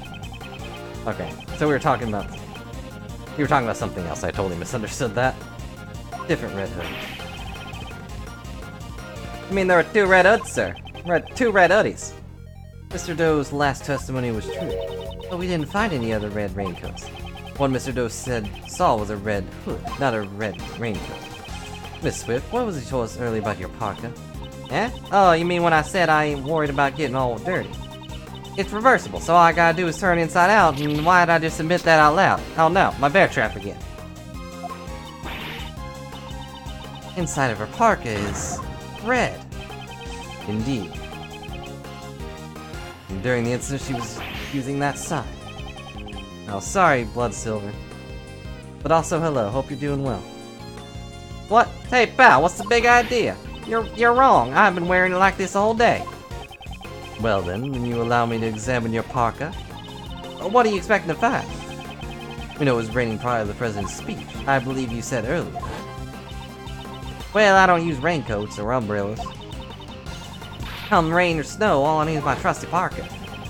You really didn't turn your parka inside out. Then the inside should be dry. Hang on a minute, I ain't taking on this heavy backpack and putting it on again. Sorry, but can't we do this another time? Think you can pull Mr. Edward with that, pal? Alright then, pal. We're really wrong to prove it. Go inside of your parka. It wasn't me. I ain't no assassin. Miss Swift, if you want me to believe that, then you need to cooperate with us. Please tell us why you wore the red side of the parka. Sorry, Mr. Prosecutor, I had my reasons, honest. I'll tell you all everything. Quit bullying me. Hold it. Who said that? The John Doe? Whose voice is that? Hold on a sec. It's a little too early for the end game. We've only just begun. Guy's sticking his head up pretty high. Feel bad for him. Now, is it gonna be the reveal that she's actually supposed to be watching for terrorists? And someone else shot the gun? Ah, hey you, in the fancy suit. Haven't you been jumping to the gun ever since your opening move? This man was in Kay's photo. Well, guess I should introduce myself first. My name is... Spinning Gunman. How'd I get that behind myself? Don't even ask. Horace Knightley. Get it? Because it's horse. Present bodyguard. Second in command of his personal security unit. Ah. Hey, watch it, pal. It's not a toy. Whoa, my bad. She just wants to come out and play. I can't seem to help it. Why do you have a gun if you're not a police officer? She's a lady of Zing Fa. Only her present bodyguards are authorized to use it. Anyway, back to business. Got some news for you. There's good news and there's bad news. What do you want to hear first? It makes no difference to me. Do as you wish. You sure? I'm giving you the first move. Alright, I got you. Start with my palm. Seems you enjoy chess. You play too, Mr. Fancy Suit. Edworth and I do have a fondness for chess. That's so. Well, Chess Master Edworth, let's start with the good news. President's safe. Not even a scratch on him. Yeah, that's great, pal. Seems like the young lady was not a murderer after all. Good for you, Nicole. But I... Whoa there. Don't forget, there's still bad news. President's safe because his bodyguards protected him. Actually, I had nothing to do with it. It was the leader who protected him. At the cost of his own life. Ah, oh, Rectangle Man is dead.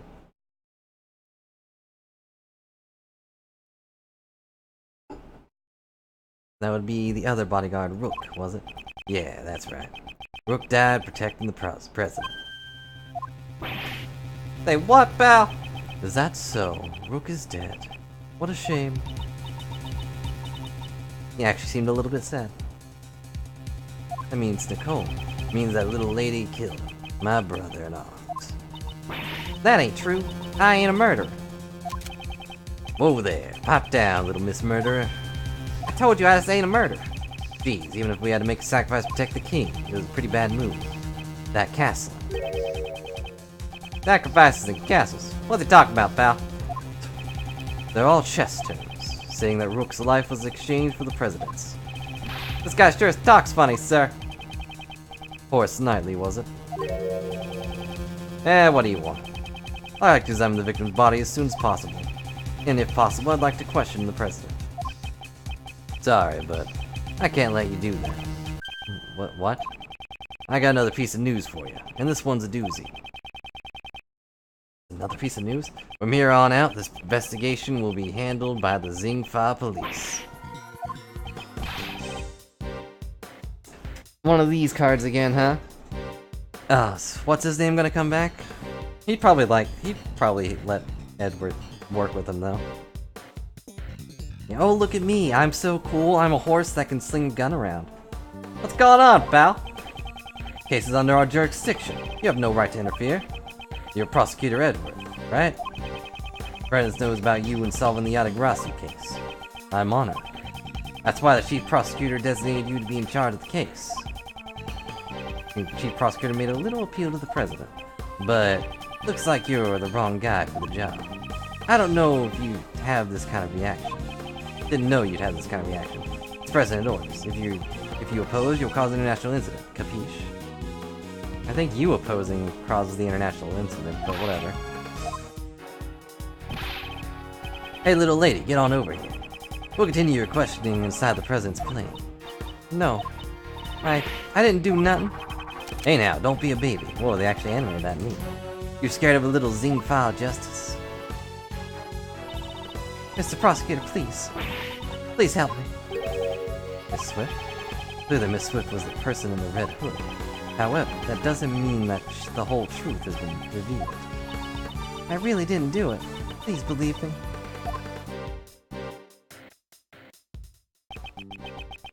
Really alright? For it to end this way? All I see is a girl with eyes full of fear, pleading for help. Certainly not someone who's committed a heinous crime. If I stand aside now and do nothing, the truth will be lost in the darkness. Objection? Lang? What? Eh? What the? You? Oh. Silence. What the is an impolite way to greet someone? Neck injury is yet to heal and you've already forgotten? No. Not you, not now! Seems you remembered. Hey, what are you doing? Cut it out, pal. Got some nerve to do that right in front of the detective and the prosecutor. Stop, stay out of this. He's out of your league. He's out of my league.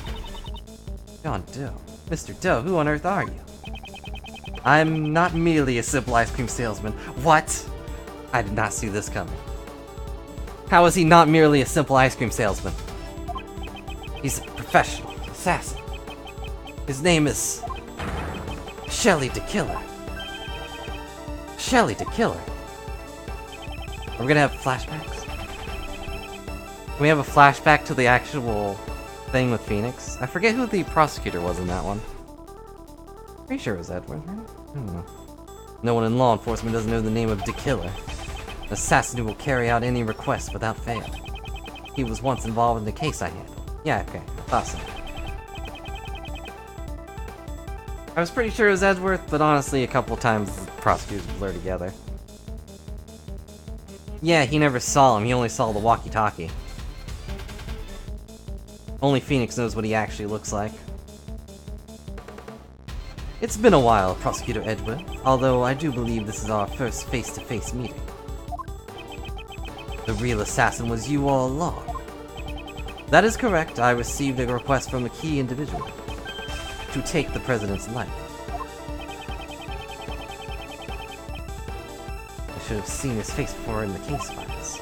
Curses. I was careless. I'm glad I hid a knife inside the bandage before I entered the park, even though my calculations were a bit off. Knife, not a gun. Now, Mr. Knightley, shall we play the game you love so much? Of course, the stakes will be your life. What are your demands? I want you to relinquish investigative authority back to Prosecutor Edward. Investigative authority? What card is he playing? Yeah, seriously, what are you playing at? I simply want you to allow Edward to continue his investigation. Why do you want that? Rook is an opponent who is connected to me by fate. I would like to discover the truth about his death. When that man died, the investigative authority was transferred to you. I'm simply asking you to give it back to this prosecutor. With your life at stake, this really isn't the time to be stubborn. Why, you're just using this investigation to get close to the president. And what if I am? Indeed, in order to continue the investigation, it is necessary that we enter the president's plane. As the leader of the president's bodyguards, I won't allow it. Oh, I thought you were only second in command. Now that Rook's gone, I'm in charge. Not sure if you're as capable as Rook was. What are you saying? I'm totally the leader now. I use words like totally. That means I'm totally the leader. Very well, in that case, please exercise judgment befitting a leader. You could lose your life here needlessly, or will you allow the investigation to continue? Yeah. Using investigation as an excuse. Why would he go to all that trouble? What is this man thinking? Prosecutor Edward, I trust you have no objections. Let's continue with the investigation. Mr. Edward, what should we do, sir? For now, we have no choice but to accept this proposal. At least we'll be able to investigate. But listen well, detective. I'll use the investigation to buy us time. Meanwhile, gather up all your men. Surround the president's plane so that he can't escape. Right. Roger that, sir.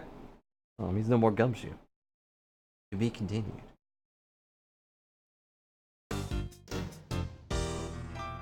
New save jingle, that's pretty nice. Alright, well I think that is good for a small break. While we will be finishing this right now, I do need a small break. to not only refill this water that I apparently didn't actually need to not refill.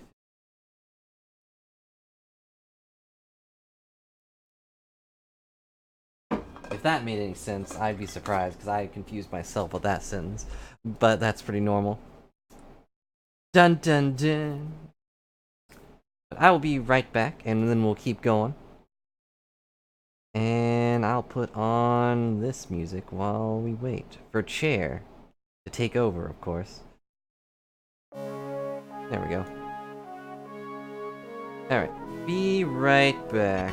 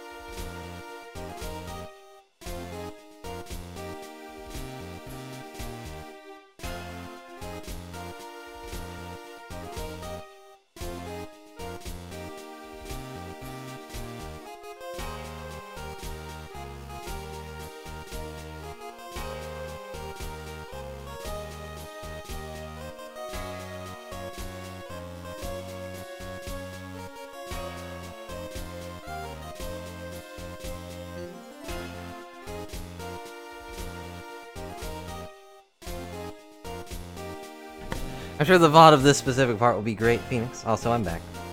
Hello. Okay.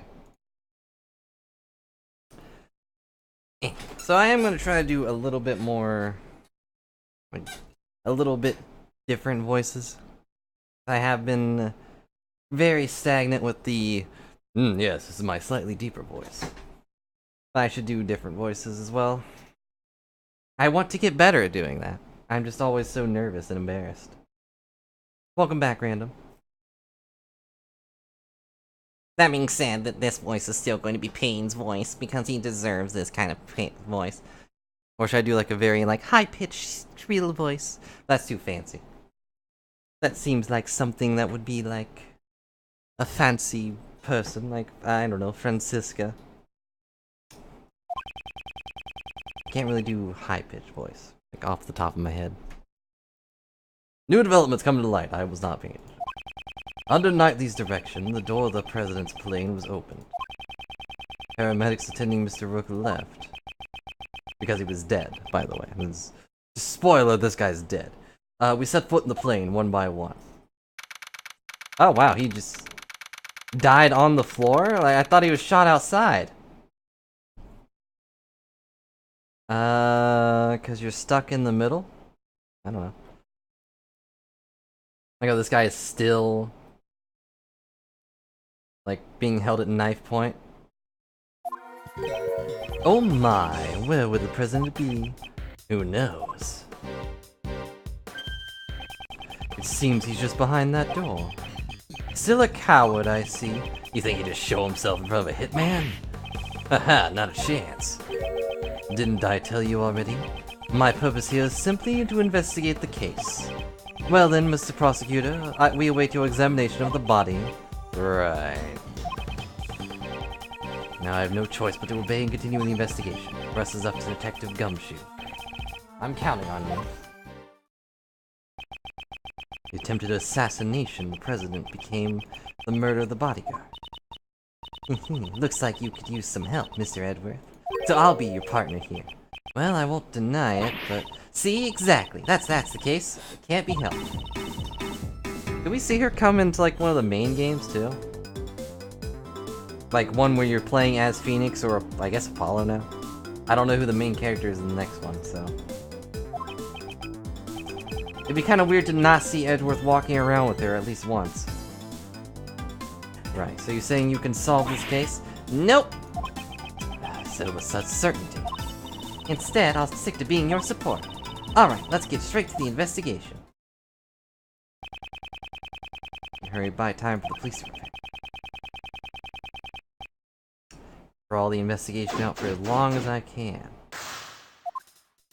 That being said, I'm gonna go as fast as possible. Let's see, you gotta examine the body first.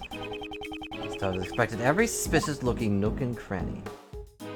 Now the bullet wound's obviously the first thing. The bullet pierced his body, just below the armpit. Unfortunately, he was hit with an area where the bulletproof vest didn't cover. Why would your bulletproof vest not cover your heart, like, completely? Seemed like a really well-aimed shot. Cause of death was most likely blood loss. The bleeding is stopped. Paramedics were called to treat Mr. Rook. Why didn't he seal off the wound? Afraid they didn't make it in time. He could easily, like, clot that with his suit. Investigating a nook in a rook?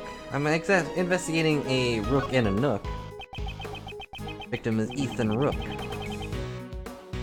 He was the president's bodyguard. After hearing the gunshots, he immediately investigated the president into the plane. I thought Knightley was supposed to do that. Gave up his life to fulfill his duties. Does this mean he'll receive a posthumous promotion? Okay, there's no need for forced comments. How'd you know? Bodyguards don't follow that promotion system. This is a bulletproof attaché case? The tool bodyguards use to protect themselves from bullets. Can be seen in Kay's photo. Team Rook and Knightley both had one.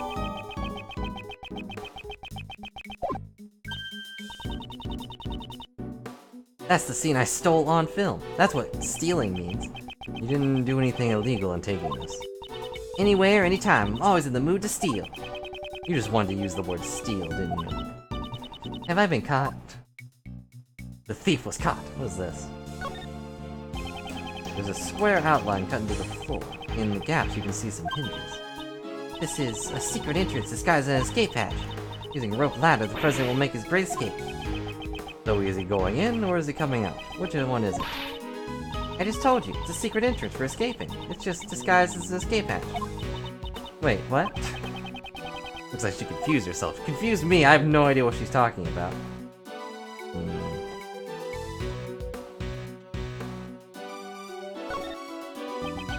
Victim is Ethan Rook. Oh, okay. I can't comment on his nice shoes. Seems the victim also carried a gun, but why is he tried to shoot something? May have drawn it out instinctively to return fire. He checked to see if the gun has fired any bullets.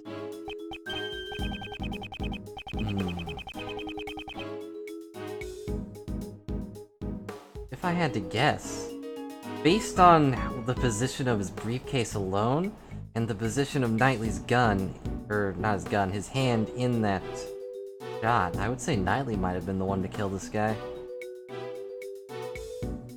Still fully loaded. There's no evidence of any shots being fired. Gun's also from Xing Fa, right? Yeah, we always just use the same model revolver. Can we see his gun? See if it's missing a bullet? Any logic?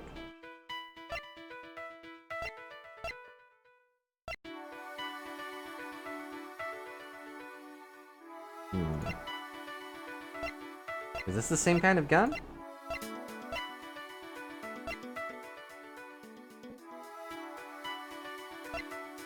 I can't tell.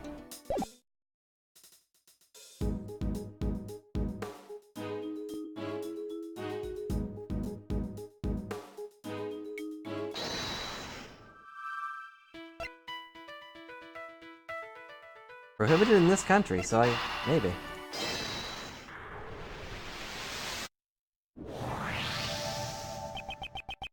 These two guns. They're the exact same model, except one has a laser sight, but you know. These guns came from Xingfa. Okay. Looks like all the bodyguards are provided with guns from Xingfa.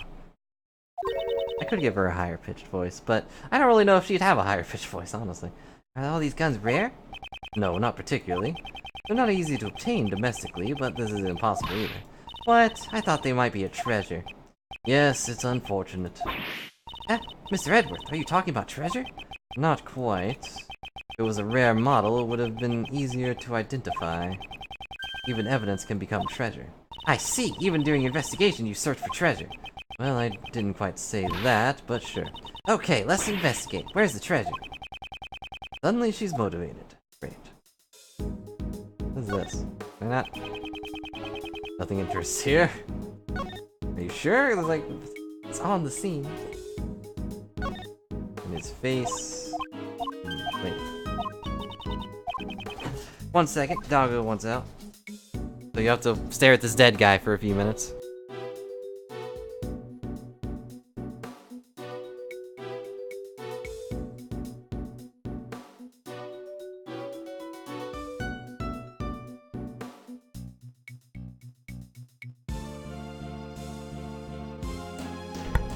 Probably hear Doggo getting down those stairs whenever I'm talking to her.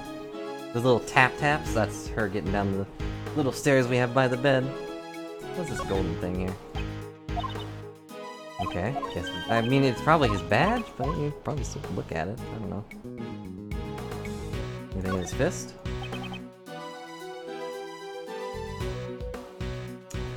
See you, OP. Thanks for stopping by. Good luck with your lurk. I hope you feel better soon.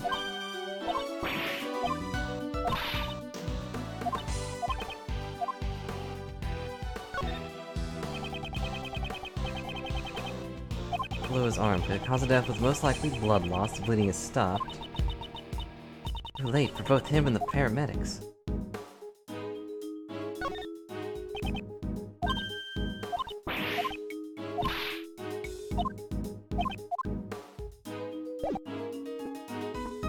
Maybe there's more information I need to make use of. 2 gas masks lay on the table, ready to protect against poison gas attacks. The President seems to be quite fearful of assassinations. This is the rumored gas mask. First time seeing the real thing. Rumored? Among the great thieves? No, the Jamma Ninja, a children's program. Also, he's a great thief, but you know. During Princess Fiola's wedding ceremony, the poison-tongued ninja Simon Cowell. I should stop listening to her so seriously. It never seems to pay off. Especially when it's about the Jamma Ninja and not the vastly superior Steel Samurai. Next to the riot shield is a canary and a kitten. Oh, it's so cute. I want one to be my partner. Partner? Of course, it can help me open locks and do other odd jobs at the crime scene. Great thief should always use nature to her advantage. Heard of canaries being used to detect poison gas. Don't tell me. He seems awfully fearful of poison gas. And why is there only 2? There should be at least 3, huh? Alright, shields a canary and a key. That's not what I'm looking at, but whatever. Can I examine his desk, please?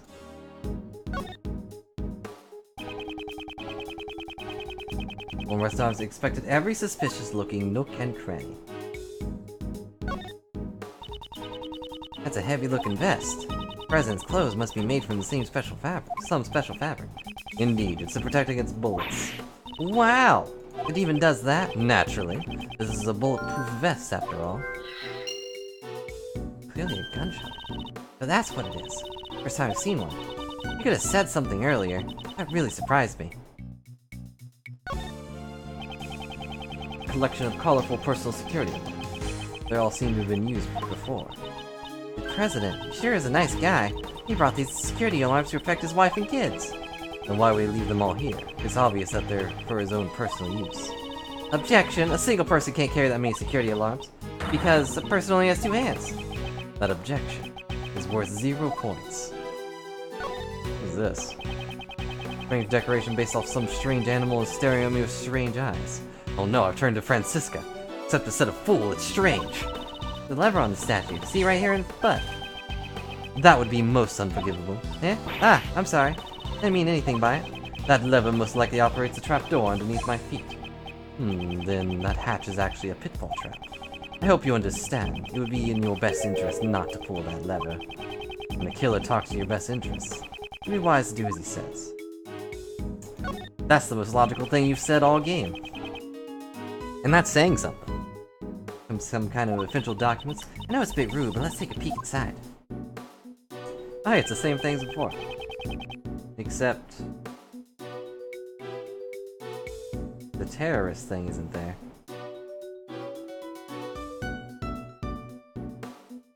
Seems to be a security plan. Ah, this looks like one we found earlier in the trash can. Yes, it does. But... what's this? Something seems out of place.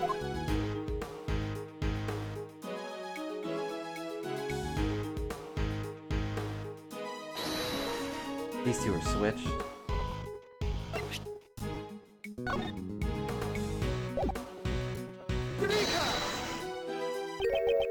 What's this?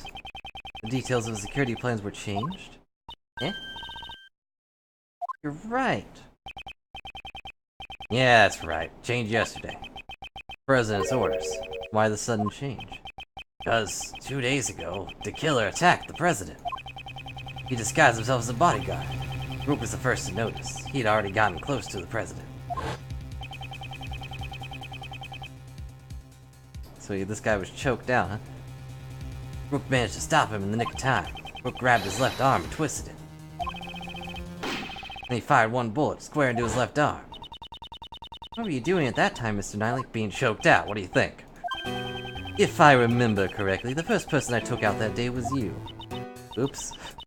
That touchy subject? Shut up. Back then.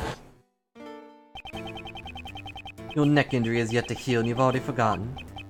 No, not you, not now. Since that day, I haven't been able to turn my head right. Or left, for that matter. It sucks. To think I would suffer an injury. Ethan Rook. You could say he was a most capable individual.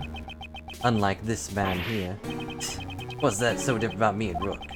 I believe you're about different as a pawn and a queen. What? You remembered Rook's name because he was highly capable. Correct. While disguised as a bodyguard, I happened to hear his name. There was no way I could forget that name. I mean, he twisted my arm. I had to write something on the cast. Only a select few have ever been able to injure me. There was a connection the killer was talking about.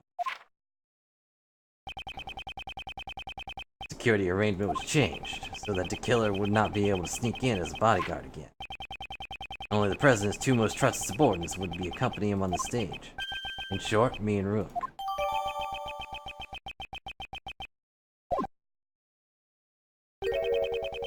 Here's your positions were also changed. It's true. Now he's on the right side. Because I can't turn my head to the right. My position got changed to the president's left side. In other words, I was relocated to the right side of the stage. So he can't turn his head to the left, but not to the right, huh?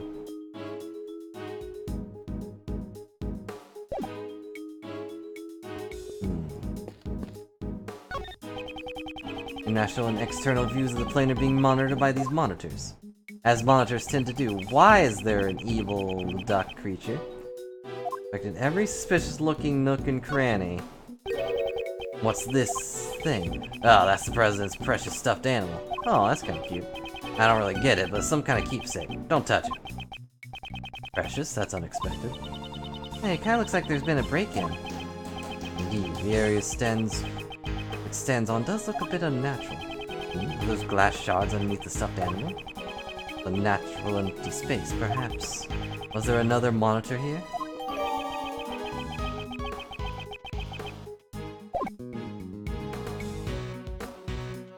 about this one. Monitors show the cockpit and the aircraft's exterior.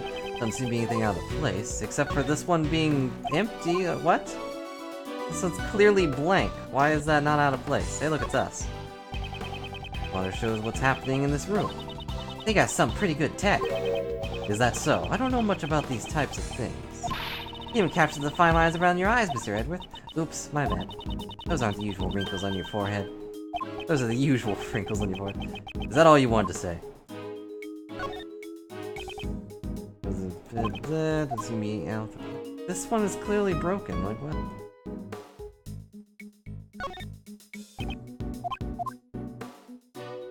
It's all static. It seems to be a memento of some kind. Glass shards have fallen underneath.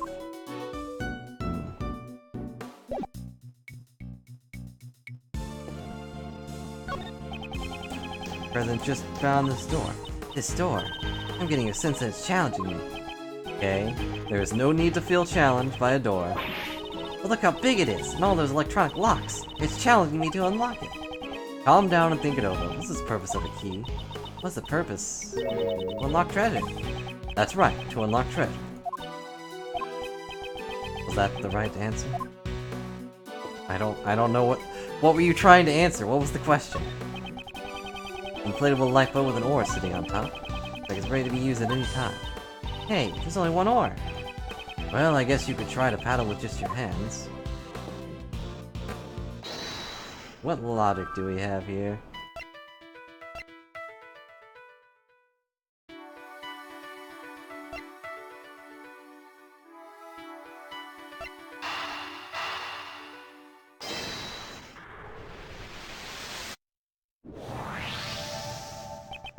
Two bullets were fired. We know that from the number of gunshots. One hit the steel samurai balloon, and the other took Rook's life. But didn't a bullet also hit the President's bulletproof vest? Right, it doesn't match up with the number of shots. However, there's one way to solve this. One way? Bullet that stole Rook's life pierced through his body and then hit the vest. In other words, Rook and President were hit by the same bullet. A smooth criminal. That's right. It'd be dangerous if he hadn't worn that bulletproof vest. The President alright. Even wearing a bulletproof vest, he'd still get injured. Yeah, the bullet's impact can still fracture your bones, but don't worry, he's fine. The President's trained himself like no other. Have you seen his hair? That his hair is bulletproof. Maybe the President didn't even need a bulletproof vest. I think that might be pushing it. I'd like to examine the bullet. There's a chance he may be ballistic markings. Ballistic markings? Hang on. We have to explain this for the 4th time in a game. Ballistic markings are always left on the bullet. Each gun leaves a different marking. So if we examine the ballistic markings, we'll know which gun the bullet was fired from. You could say they're like a gun's fingerprints. Oh, really? I get it now. Let's investigate right away. I think that'd be difficult. The bullet was completely flattened when it hit the bulletproof vest. No way you could investigate the ballistic markings. What? I want to investigate them.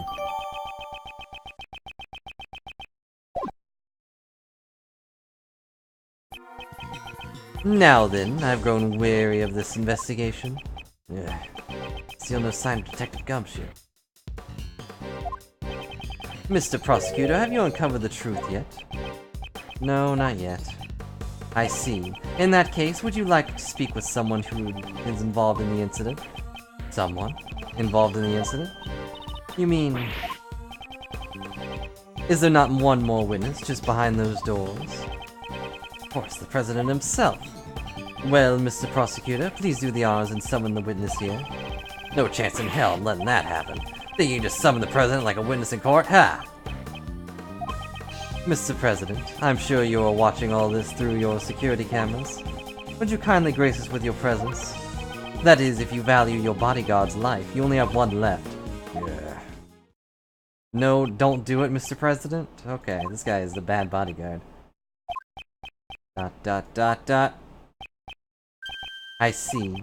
Mr. President, what a sort of man leaves another to die on his behalf? Mr. President! Stop it! Take it easy, eh? Still nothing. Come on, Detective Gumshoe. What? lights. My apologies, Mr. Prosecutor, but I wouldn't try anything if I were you. Seems I am unable to reach the President, even with Mr. Knightley's life. Stop.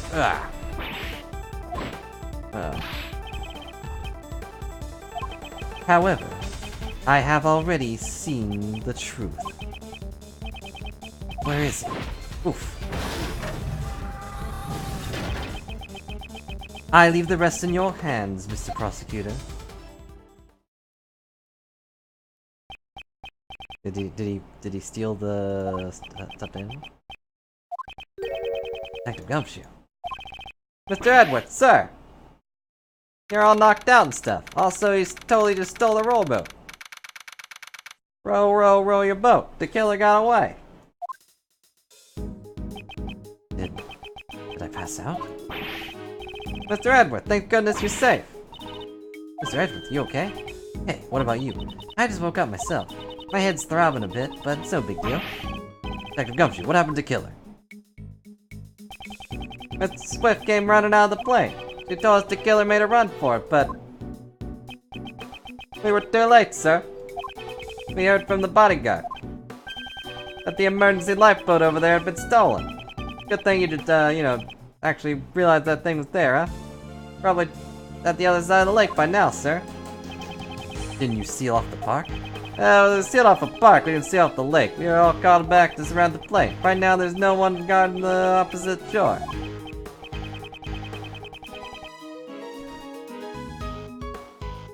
Means he succeeded in giving us the slip. Just seems that way, sir. Yeah, Mr. Prosecutor. Horace Knightley. Seems that you also had a narrow escape. Yeah, that sucked, that punk. Come to think of it, you found this near where you fell, sir. This is the killer's calling card. I have one of these. Looks like a message from him. He always leaves his card next to his victim's body. But you're not dead, sir. Perhaps this signifies something similar to a killing. Which reminds me, the last thing he said still bothers me. However, I have already seen the truth. I leave the rest in your hands, Mr. Prosecutor. Look at that grip, too, he's got.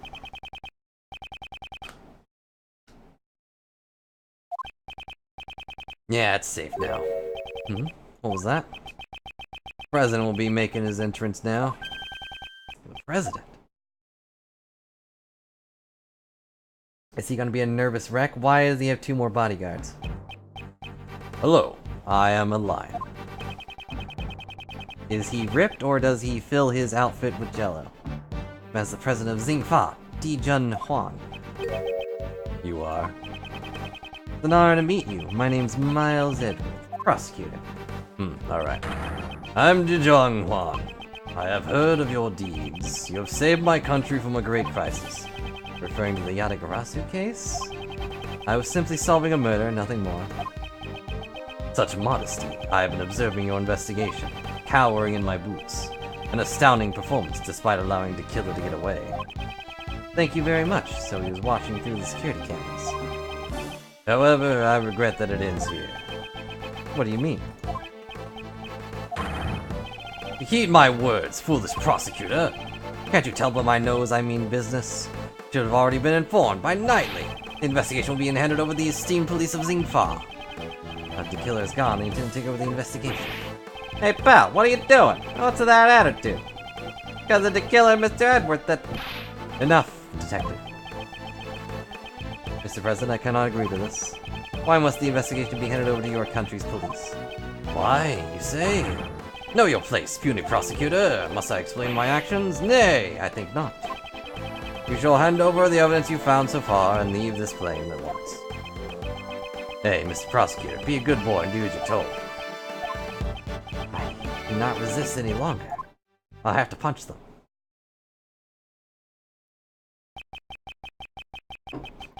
All the evidence handed over to Knightley. Why? Why won't he allow me to investigate this case any further? Now then, would you kindly take your leave? Would you kindly? Am I really being forced to leave? Knightley, place the suspect under firm restraint. Now I'm on it, Mr. President. An attempt on my life, the murder of a subordinate. Such evil, such sin! I didn't mean to kill nobody. I mean, I didn't kill nobody. I swear. Shut your trap, lady. You dare question me? You dare strain this world with deceit? Should we pardon this sin? Nay, absolutely not. Most unforgivable. The main reasons being, there's no mistake. The president is hiding something. If I turn back now, the truth will be lost forever. Mr. Edwards, sir. Is there nothing you can do?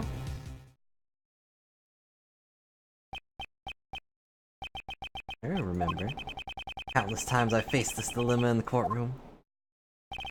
The lies of the witness, the rebutals of the defense, Phoenix sassing me. I did not always have evidence to counter them. Nonetheless, I was still able to draw out the truth from them. That's right. My words alone are my weapons. Incoming chess. Yep. Okay. Now then, let's analyze the situation. Man is... Why does he not have a knight and a rook? Darn it. Leave this place at once. It's direct order of the president himself. You're not my president. Not even listening. Any rebuttal I give, he cuts off. When he has that forceful attitude, I'll need to watch the situation carefully. My opponent is the president of Xingfa. I don't think he'll show any weakness easily. His words may be overbearing, but I do not need to be intimidated. I guess it makes sense he doesn't have a rook, considering the rook is dead. I observe his behavior closely to be able to read his emotions. I'll ask him about his reasons for taking over the investigation. Let's begin. Good opening line will put me at an advantage.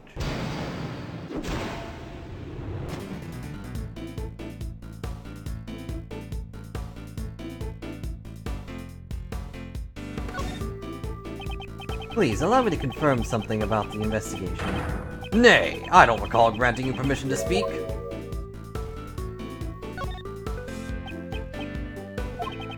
I'm the president of Xingfa. You shall not talk back to me. I'm not talking back. I'm simply asking for confirmation. The investigation will be taken over by the police of your country, is that correct? Exactly. That is all I will say. Restrain yourself from making any more unnecessary comments.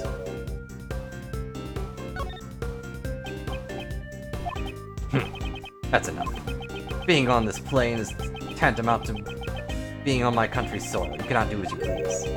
This plane? There's something significant about this place. Remember the clue. I'd like to explain your reasons for depriving us of our right to investigate. Impudent fool, hold your tongue. There is no reason. There should be enough of an explanation for you. Perhaps that clue may be useful here. Gathering from what you've said so far, does this forceful attitude of yours have some connection to this place? Ah, you made my nice bit. He already has a broken net, be careful. You insolent. Earlier you said that being in this plane is like being on your country's soil. From those words, I was able to deduce the answer. Namely, that is, you wish to claim the extraterritorial rights in this plane, am I correct? No, that's enough. I shall book no insolence. You seem unsettled. Your words are forceful, but I cannot overlook them. The moment I mentioned extraterritorial rights, your face grew pale.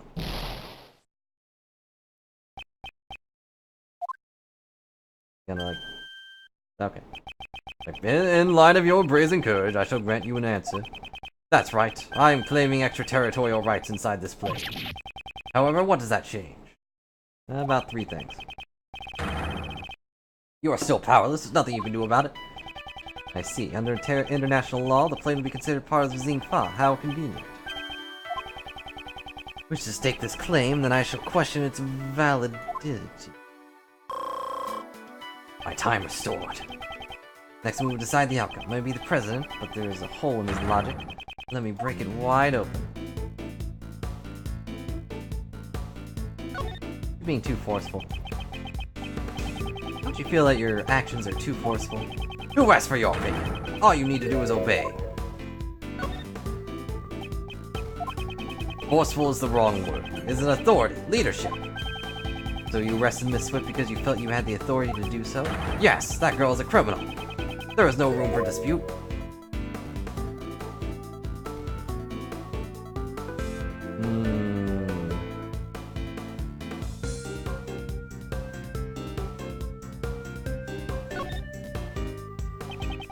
Haven't you realized it yet? I have you cornered. Nope. Felt like the second one was more accurate, but... Now my time.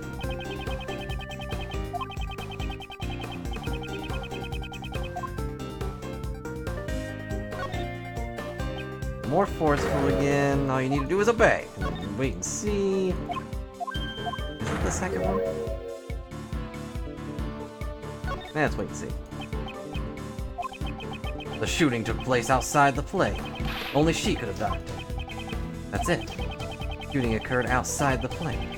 This could be a very important clue. Okay. What was that? I challenge the validity of the claim of extraterritorial rights. Do you truly understand what it is you're saying?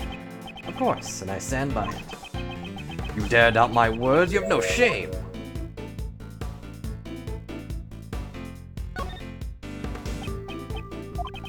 Such irredeemable ignorance. It troubles me greatly. There's no need to worry. I do not need to be saved. It is Miss Swift who I wish to save from these false charges that you laid against her. I admire your tendency. However, your wish is unattainable. Extraterritorial laws are unshakable. This plane is Xingfa territory. Time for us to use that clue.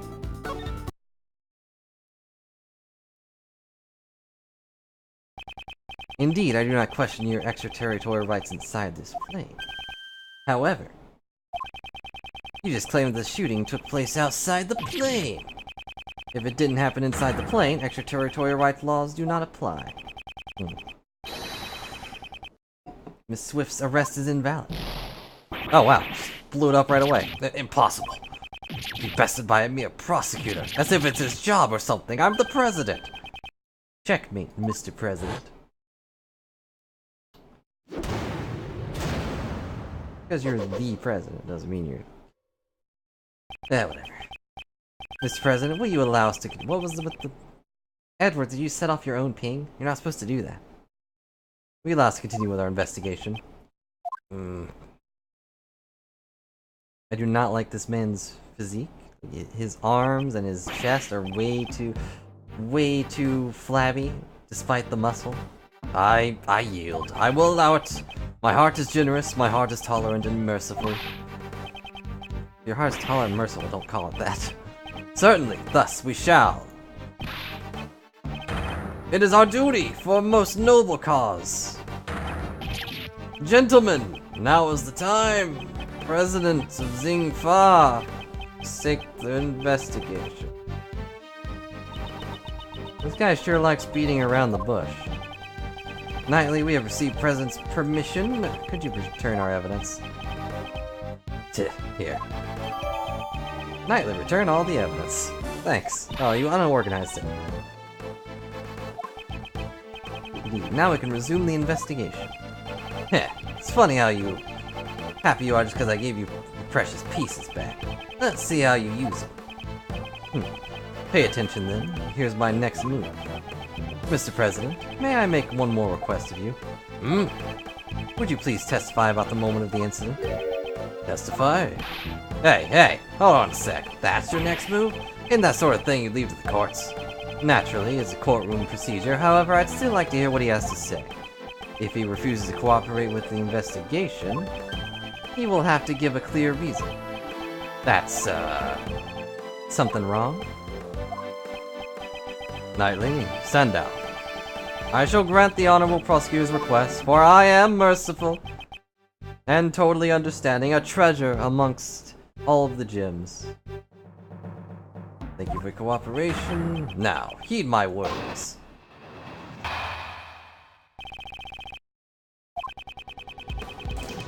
Where was I when the incident occurred? Ah, yes, the stage. Then Rook and Knightley suddenly appeared and stood in front of me. After that, I heard gunshot and a red balloon bursting. And so, those two attempted to escort me into the plane. But then, the second gunshot. Bullet pierced through Rook's body and struck my bulletproof vest. How can this guy even wear one of those? That's the case. The president's victim too, right? It was an assassination attempt. Mr. Rook just happened to get caught up in it, unfortunately. Isn't that strange? Why would the victim want to interrupt the investigation? Of course, if it becomes public, it would cause problems. What? I see, there's still some deep dark secret behind the case, right? Certainly the President, and perhaps Knightley too, know of this secret. Without fail, I shall reveal it for all to see. That's my job. Ah, yes, the stage. Hold it! Hold it. Did you realize there was a shooter when they appeared in front of you? What was I doing at the time? Ah, yes, the speech. During my speech, I was in a euphoric state, a state of nothingness and enlightenment. So, you get nervous and you blanked out? Nay, I have not forgotten a single occurrence that transpired during my speech. When Rook and Knightley appeared in front of me, I was surprised. Hold it! Red balloon? You try my patience, Prosecutor. That was not my intention. I just want to make sure your recollections are reliable. There were balloons on both sides of the stage, swelling red in the cloudy sky. Laid out security plan. Ah, the one from the back. They stepped in front of me just before the balloons burst. Hold it! Attempted to escort you? What actually happened? That's right, attempted. Rook and Knightley raised their attache cases. Well, shown in case photograph. They led me towards the plane. Hold it! What happened after the second gunshot? Pitiful Prosecutor, you didn't know that much, you're not fit for duty. What's that supposed to mean? I go weary of needless repetition, it should be quite obvious. Even you should know the path to select second bullet. Guy looks like he could flex in the bullet, he gets flattened though. So that's good. When the bullet hit, what condition was the victim in? Oh, he was truly a man among men!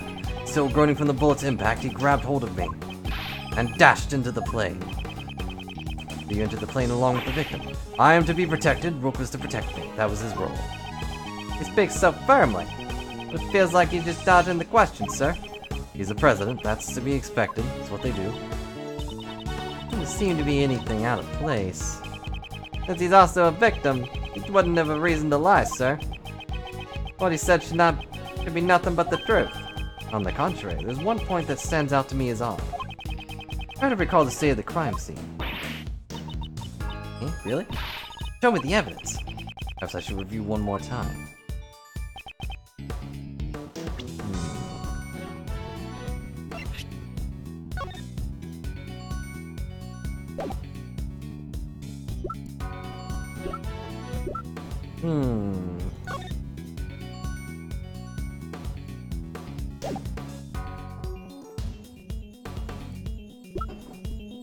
It is strange that the bullet would go in that direction regardless. Like, what caused that?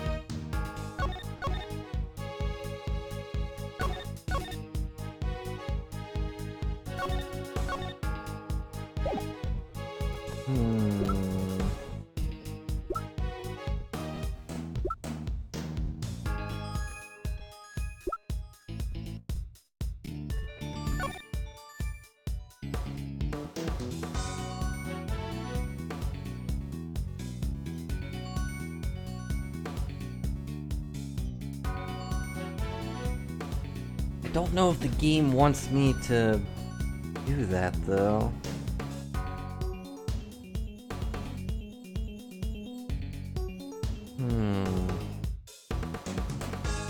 Like, it's really weird that he had a wound on the right side, or his left side, I guess.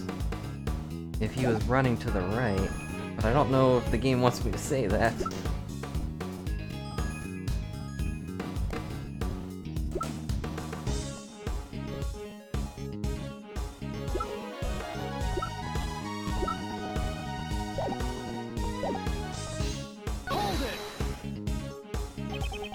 Are you aware of just how serious this incident is? You naive man, you think I'd be perturbed by that question. Of course, I'm well aware the coward attempted to shoot me. At the time, I was on the stage delivering my speech.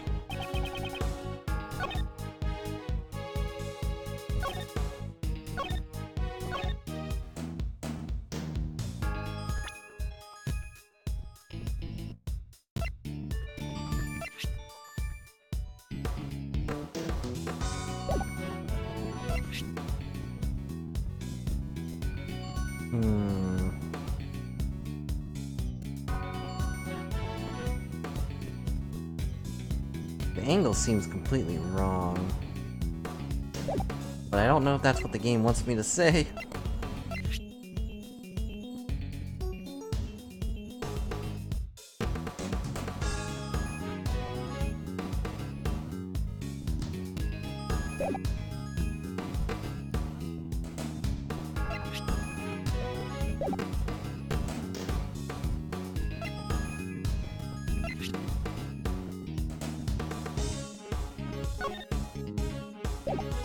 Wait, maybe it was the balloon thing they want me to point out first.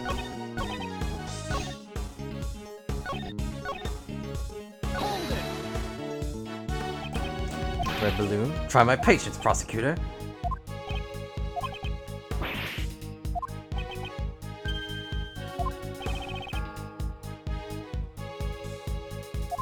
Okay.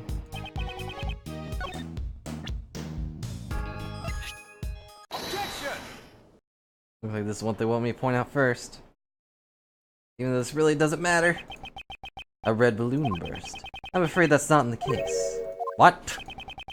Please have a look at this piece of evidence. You did not burst a balloon, you burst a hero! I mean, no! This is... What exactly? It's the Steel Samurai, warrior of Neo Tokyo. You would do well to remember it. Thank you, Edgeworth. You wish to win the support of this nation's people.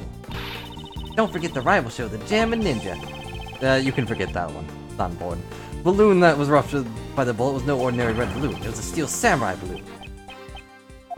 But according to the plans, it should have been 2 red balloons. So right here in the security plan. Certainly looks like there are only 2 round balloons drawn here. Knightley, what is the meaning of this? Explain it once. Yes, sir. That Steel Samurai balloon was last-minute replacement. Replacement? That's what we were told. Seems that information didn't make it to the president. Ran into a little trouble during setup last night. One of the balloons that we prepared burst. He scrambled to find a replacement. Exactly. We just happened to run into a guy manning a stand in the park. I think his name was Larry or something. Say he lived in a Steel Samurai balloon. He was, kind of a poser. Stand, a Steel Samurai balloon, and a poser. Definitely Larry. Pumped air into his red samurai pants, created a makeshift balloon. Oh. Steel Samurai balloon looked just like their ordinary red balloon. Is that what you mean? Knightley, why was I not informed of this? I mean, does it really matter, sir? Sir, I'm terribly sorry, but I didn't think it was important enough to report. I mean, it isn't. Couldn't you tell by just looking at it? I did not notice it. Just took the Steel Samurai's pants for an ordinary balloon. Was there a reason why you made that mistake? Oh! A moment, please. I just remembered now. I could not see the balloon very well. Is he colorblind? Exactly. At the time, the wind was very strong. Flags on the stage were fluttering wildly, and they obstructed my view. So that's why the bullet went that direction? Did you not see the flags that were set up on both sides of the stage? Due to the strong wind, they were waving about just like this. That's not accurate. The strong wind was blowing at the time of the incident. Flags were fluttering wildly. Is there a problem with that? There is a problem. You have my gratitude. Your testimony has helped uncover a new contradiction. Oh, a what? I don't speak your language. Can you tell me what that means in Borgidian, please? Yes, one that turns the very foundation of this case on its head.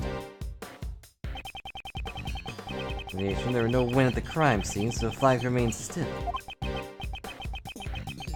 The flags were actually fluttering in the strong wind.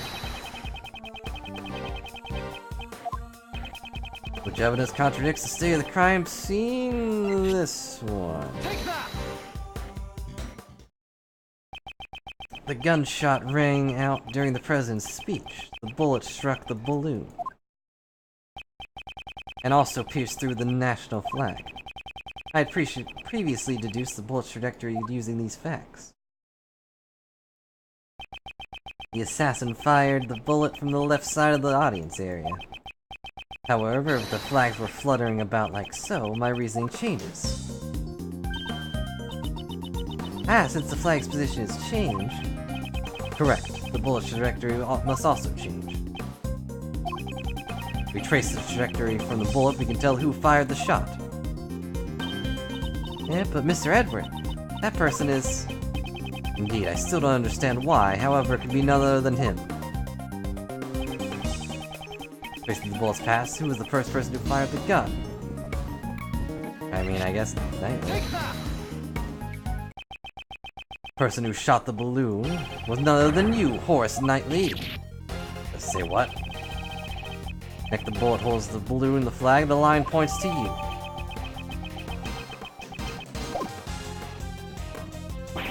That guy's one of the president's bodyguards. Why would he have shot the steel samurai balloon, sir? That's like...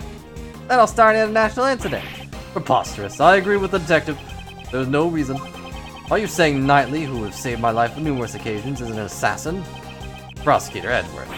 I've had it up to here with you. Up to my neck. Just really sore. My job's to protect the president. Knightley, control yourself. Sorry, sir. Prosecutor, indeed, the wind was strong during my speech. However, the wind's strength can change very quickly. Evidence. Show us evidence the flag was flying at the moment of the gunshot. Use his fist to the sky. Evidence that shows the moment is... Do I have something that shows the state of the flag? Yeah? No.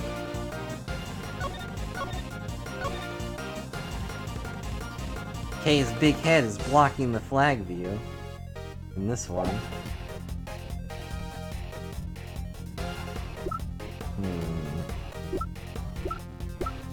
What else do I have?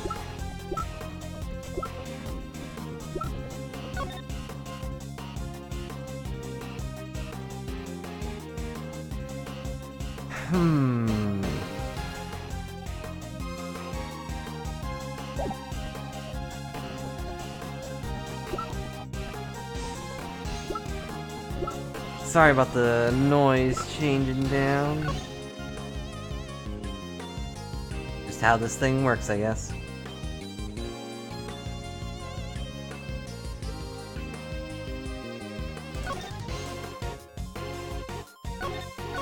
No, I guess the flag's right there, isn't it? Okay. I'm glad all these pictures are in one thing. Like, even if I'm wrong on one picture, I have the rest. The evidence in this photo. Interesting. And where in this photo exactly? Ah, dang it. Oh, but they do pull out the right one. This photo is right here. Right there. Don't you see? The fluttering flag can be seen in this photo. No! There's no mistaking that the flags were flying at the moment of the incident. So then it really was that guy who shot the balloon. That would mean Mr. Knightley is the assassin. Horace Knightley is... not the assassin. Horace Knightley is... not the assassin. The only thing he shot was the balloon. A balloon on the opposite side of the president. He wasn't aiming at the president. Why then? Why was it necessary for me to do a thing like that? Depending on your answer, I might take aim at your pretty little head. If you do that, then you'll die. I have a ninja here to take you out. Why was it necessary? I presume the reason is connected to the one thing that's felt out of place. The one who shot the balloon was the president's bodyguard, Knightley. Fact will change the entire viewpoint of this case.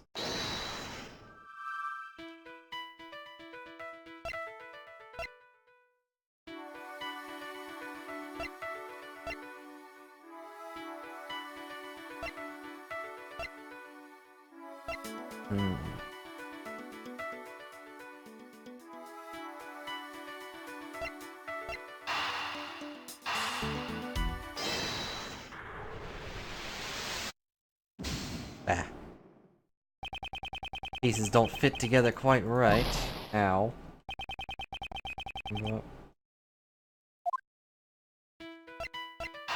Figured the position thing would have to be connected first, but I guess not. Why was Knightley's position changed? Because I couldn't turn my head to the right. My position got changed to the president's left side. In other words, I was relocated to the right side of the stage. Was that really the only reason? The plans had not changed, and Knightley remained on the left side of the stage. Knightley can't turn his head to the right. Would he have been able to aim at the balloon on the left side of the stage? Perhaps the security plans were altered so that Knightley could shoot the balloon. If that's the case... What's this? The details of the security plans were changed. Yeah, that's right. It was changed yesterday. President's orders. Security plans were changed on the president's orders. The president kill Knight? Or kill Rook? That seems kind of weird.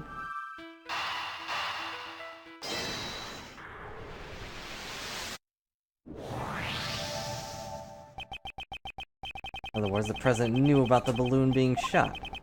He knew about the attempt on his own life. If you think about it that way, everything that's been out of place is beginning to add up. Why was the assassin able to get a gun past such tight security? Why was the assassin wearing a conspicuous red hood? Why did they use a laser sight that would be so easily reveal the location? Why was the president so calm after being shot? This was the truth the president and his subordinates tried to conceal. There would only be one reason why Knightley fired the gun. The entire assassination was a setup. Huh? I don't get it, sir. Ah, how dare you? Do you seriously understand what you're implying with this? Of course I understand. In fact, now I understand everything. Mr. President, you wish to take the investigation rights from me. That was also so you can conceal the real truth. How dare you mock me with various blah blah words. I'm not an Englishman, shut up. Mock you? That was not my intention. I simply used logic to uncover the truth, that is all. Knightley fired the first shot in order to rupture the balloon. Hearing the gunshot, the sound of the balloon bursting, and the audience began to panic. This was followed by one more shot. Wait, one more shot? Yes, Knightley turned towards the balloon and pulled the trigger a second time. The second gunshot was also fired by Knightley to create the illusion of the second shot hitting the president. What about the bullet that hit the president's bulletproof vest? What if that bulletproof vest had been prepared in advance? No. He went from a lion to a blowfish, apparently. What's the matter, Mr. President? Afraid of facing a little bullet? Objection, that is not true. I was definitely shot. We examine the bullet in your vest. It would answer a question for us. Will we find Rook's blood on that bullet? But the person in the red hood which shot me that photo. Objection. Weren't you listening, Mr. President? From the bullet's trajectory, the one who fired the shot must have been Knightley. Nicole. She too was part of the president's plan. She was to bear the blame and become the false assassin. Red-hooded figure. How interesting. I don't know how much of the plan Miss Swift knew about beforehand. However, she didn't fire the gun. All she did was aim the laser pointer at the president's head. That's right. I don't know why I couldn't, explain this part to you in, private or something. Once the crowd began to panic, you would turn your parka inside out, and thus the red-hooded figure vanished. After that, you discarded the gun and security plan in the trash. And the illusion of the assassin vanishing like a ghost was complete. With the assassin gone, the case would go unsolved, pal. That's what he hoped for. Why he wouldn't let Mr. Edwards investigate the case. Exactly. All of this was an asinine publicity stunt from a lying president. But, you... Oh, jeez. Careful with that. We're in an enclosed space. If you do that enough, we'll all suffocate. And now he's fat. Oh, dear. I seem to have lost my muscles. Oh, you are wrong. I'm... Revealed the true form. So he actually was hiding Jell-O inside his suit. The assassination's a lie, isn't it? Oh, the chief. Why did he have to pick you? Oh dear, this should not have happened. Objection! Objection? Well played, Mr. Prosecutor. Knightley. I am speaking with the president now, thank you very much. You're a chess player. You know knights always strive to protect their king. I mean, not really, they're usually on the offensive. So shut up, now. Are you threatening me, Mr. Knightley? What's with this guy? Oops, sorry. I went over the top there. But on to business. As my first move, I want to ask you a question. Said I fired a gun on the stage, right? I should have been caught. The entire audience was watching me. Now it's my move. Use a certain object to prevent the spectators from seeing you. Certain object. Sometimes this game is so dumb. He already knows. Case. Exactly. I'd like to have a look at the photo Kay took. I will agree this gun spinning is pretty cool. Your right hand's completely hidden by the case. This photo captures the exact moment you secretly fired the gun. Use the case as a screen. Objection! You seem to enjoy making up convenient stories, Mr. Prosecutor.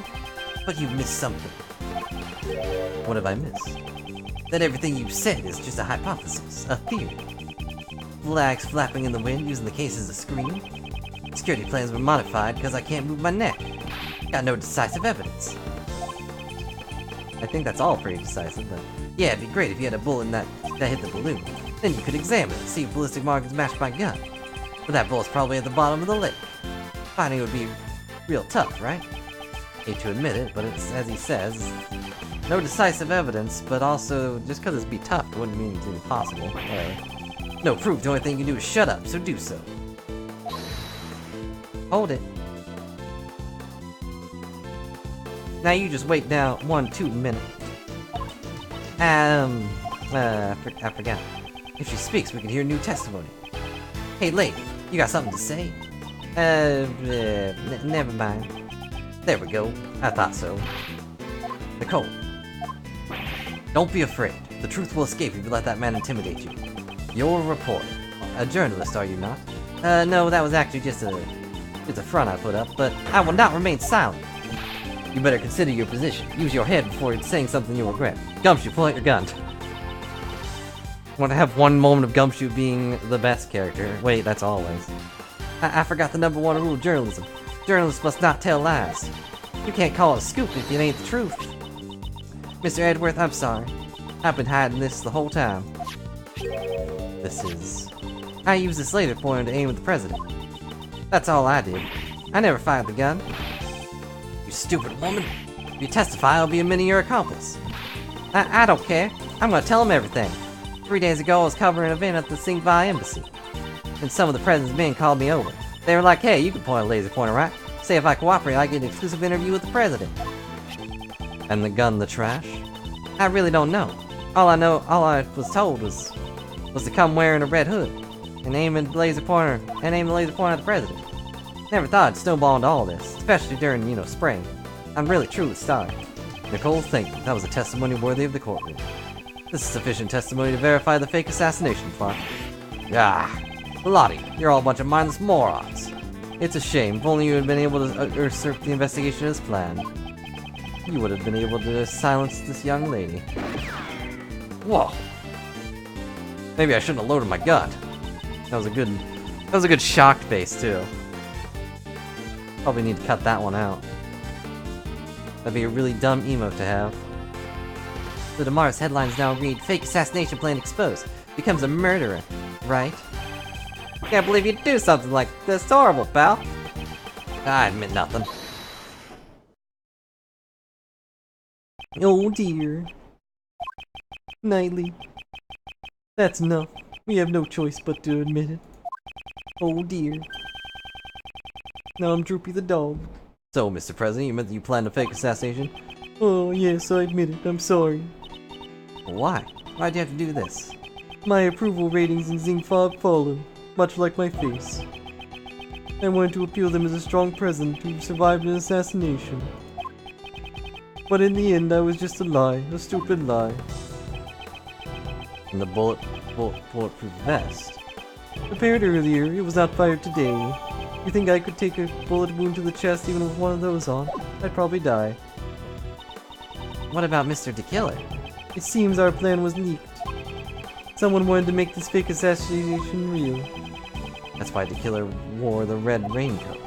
He would impersonate the culprit from the plan in order to approach the president. Oh, but there's still one thing I don't understand. What's that? Why did Rook die? His death was not part of the charade, and yet he really happened. Yes, why was his life taken? Ethan was outstanding bodyguard, even though he wasn't from my country. He had my utmost trust. Yeah. I wouldn't think having the trust of a cowardly president mean that much, honestly. Hey, that's the same sort of bond between me and Mr. Edworth, pal. I wouldn't put it that way. I'm not cowardly. Did Rook know of your plan? Not the exact details. I asked him to cooperate, and he refused. You should have listened to his advice. Yes, indeed. I wouldn't have done all this if I had known. You're being too dramatic. What? Rook was just one piece of the president's defense. Knightley. That's... Not as if he cooperated with your plan, I did. He ran away, taking whatever dignity he had left with him. Good riddance. I know you're a valuable bodyguard, but still... I don't have time for this, sir. I don't have the team. I'm the team leader now. Got me a lot changing now the chicken's gone. After all, adaptation's the most important principle of chess. I knew you always wanted to be the team leader. But isn't this a bit impudent? Yeah. I'll orchestrate an even more perfect plan, just like this one. Definitely have ambition. Wasn't your perfect plan today a failure? I mean, pretty utterly failure, really. One for you and idiot Rook, it would have been perfect. What did Rook do? If he hadn't died, the killer wouldn't have had threatened me. And you would never set foot in this plane. Knightley, how can you say such a thing? Yeah, he died trying to save you, Mr. President. Maybe he fulfilled his lifelong ambition. Died protecting the president. Huh? But the assassination was fake, right? Of course it was, but you need to listen closer, little girl. Remember the guy who wanted to make the fake assassination real? There were 2 gunshots at the time of the incident. First one, as you said, I shot the balloon. But the second one wasn't me. So who fired the second shot? The real assassin, but it wasn't the killer. He intended to attack the president with a knife, not a gun. Lucky winner was Hidden Queen. Or should I say the lady in the coat over there. Eh, my bear trap went off again. You're accusing Nicole, pal. Again? I ain't no assassin. Really? I don't believe you. Gun that was left in the trash. That's yours, right? Uh-oh. She's not wearing gloves, is she? I can't remember. Is she wearing gloves? I shot the balloon into the plane with Rook and President. Rook waited in the cabin while I led the President to the security room. Then I came out, Rook was already on the ground. Well, that lady father must have hit him while we escorted the President to the plane. Shot was fired from the gun you found in the trash. Then where is it? Then you don't know exactly when the victim was shot.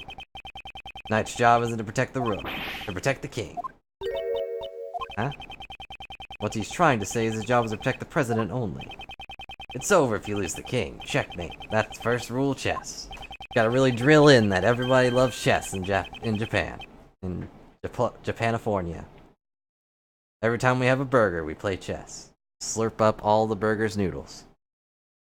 Let your pieces get taken right in front of you, you're not likely to win. But I did win. Look, president's safe. Don't claim victory when the game has only just begun.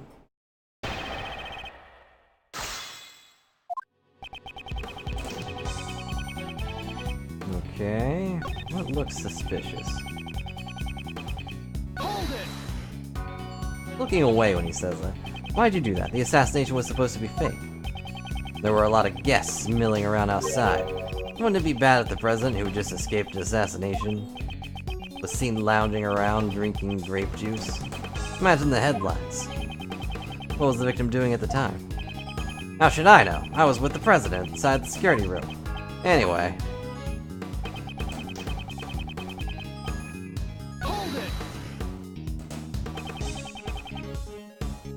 Where did you find the body?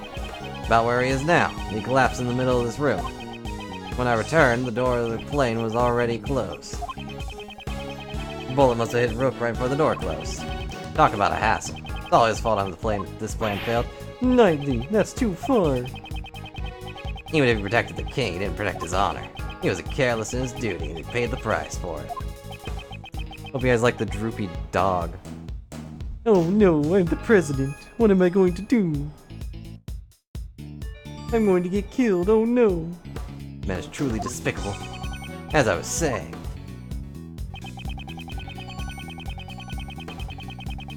Hold it! Weren't you both carrying a bulletproof cases? Yeah.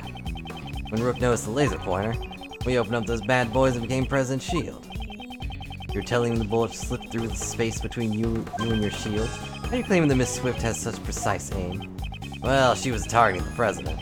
I wouldn't say her aim was precise at all. The bullet was off target, just happened to hit the victim instead. The tiny gap between the bulletproof vest and case? I don't want to believe it either, but they say the truth is stranger in fiction. Especially in the world where you have, like, ghosts possessing people and whatnot. You know? You've experienced that, right? Rook was hit by a 1 in a million shot, and you have the evidence to prove it. I do? Hold it! So the second shot wasn't part of your plan? That's right. She did that on her own. You think about it, wasn't she desperate for a scoop? I'm a journalist, I ain't no murderer. Well then, who was the one who joined the plan in order to get exclusive coverage? Well... Just like you said, I orchestrated this fake assassination attempt. She was only supposed to aim the laser pointer. I guess it wasn't enough for her. She prepared her own gun and took aim at the president. Probably thought she wouldn't get caught if she went on and shot me too. Knightley fired the first shot, and then Miss Swift fired the second shot. In other words, Nicole had also had a gun. Without any proof, it's just pure speculation. And bam, let's present some evidence. What evidence do I have?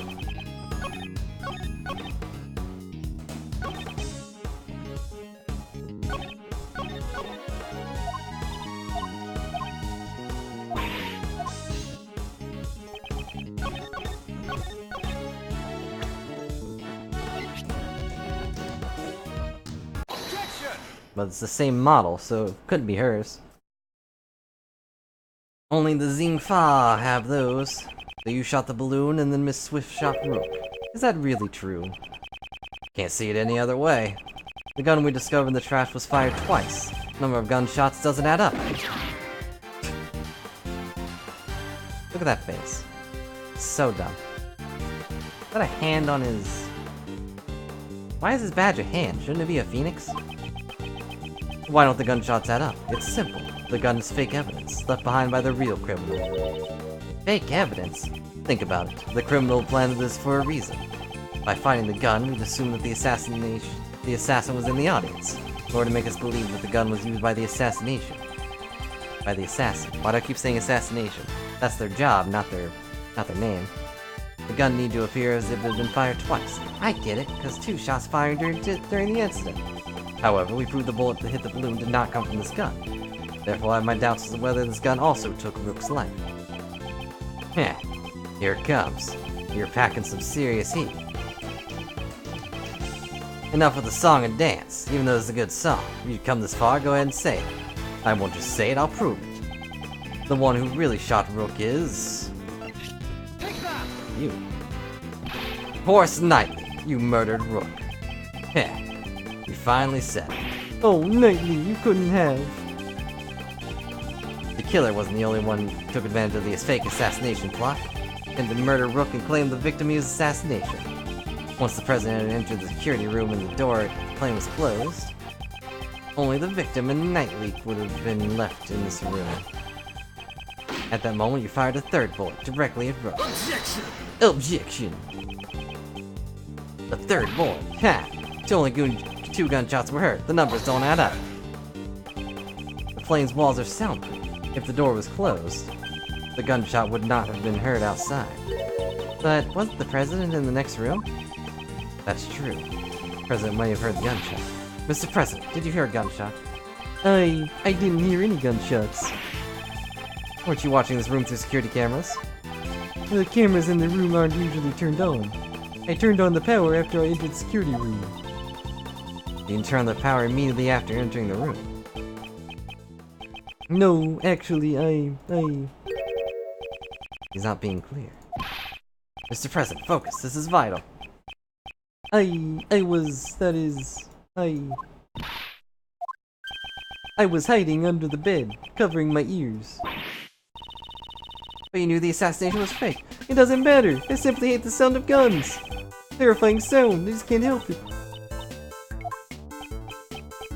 I mean, I can't blame him, pal, but, that definitely ain't going in my article. You saw the president hiding under the bed? Yeah, so.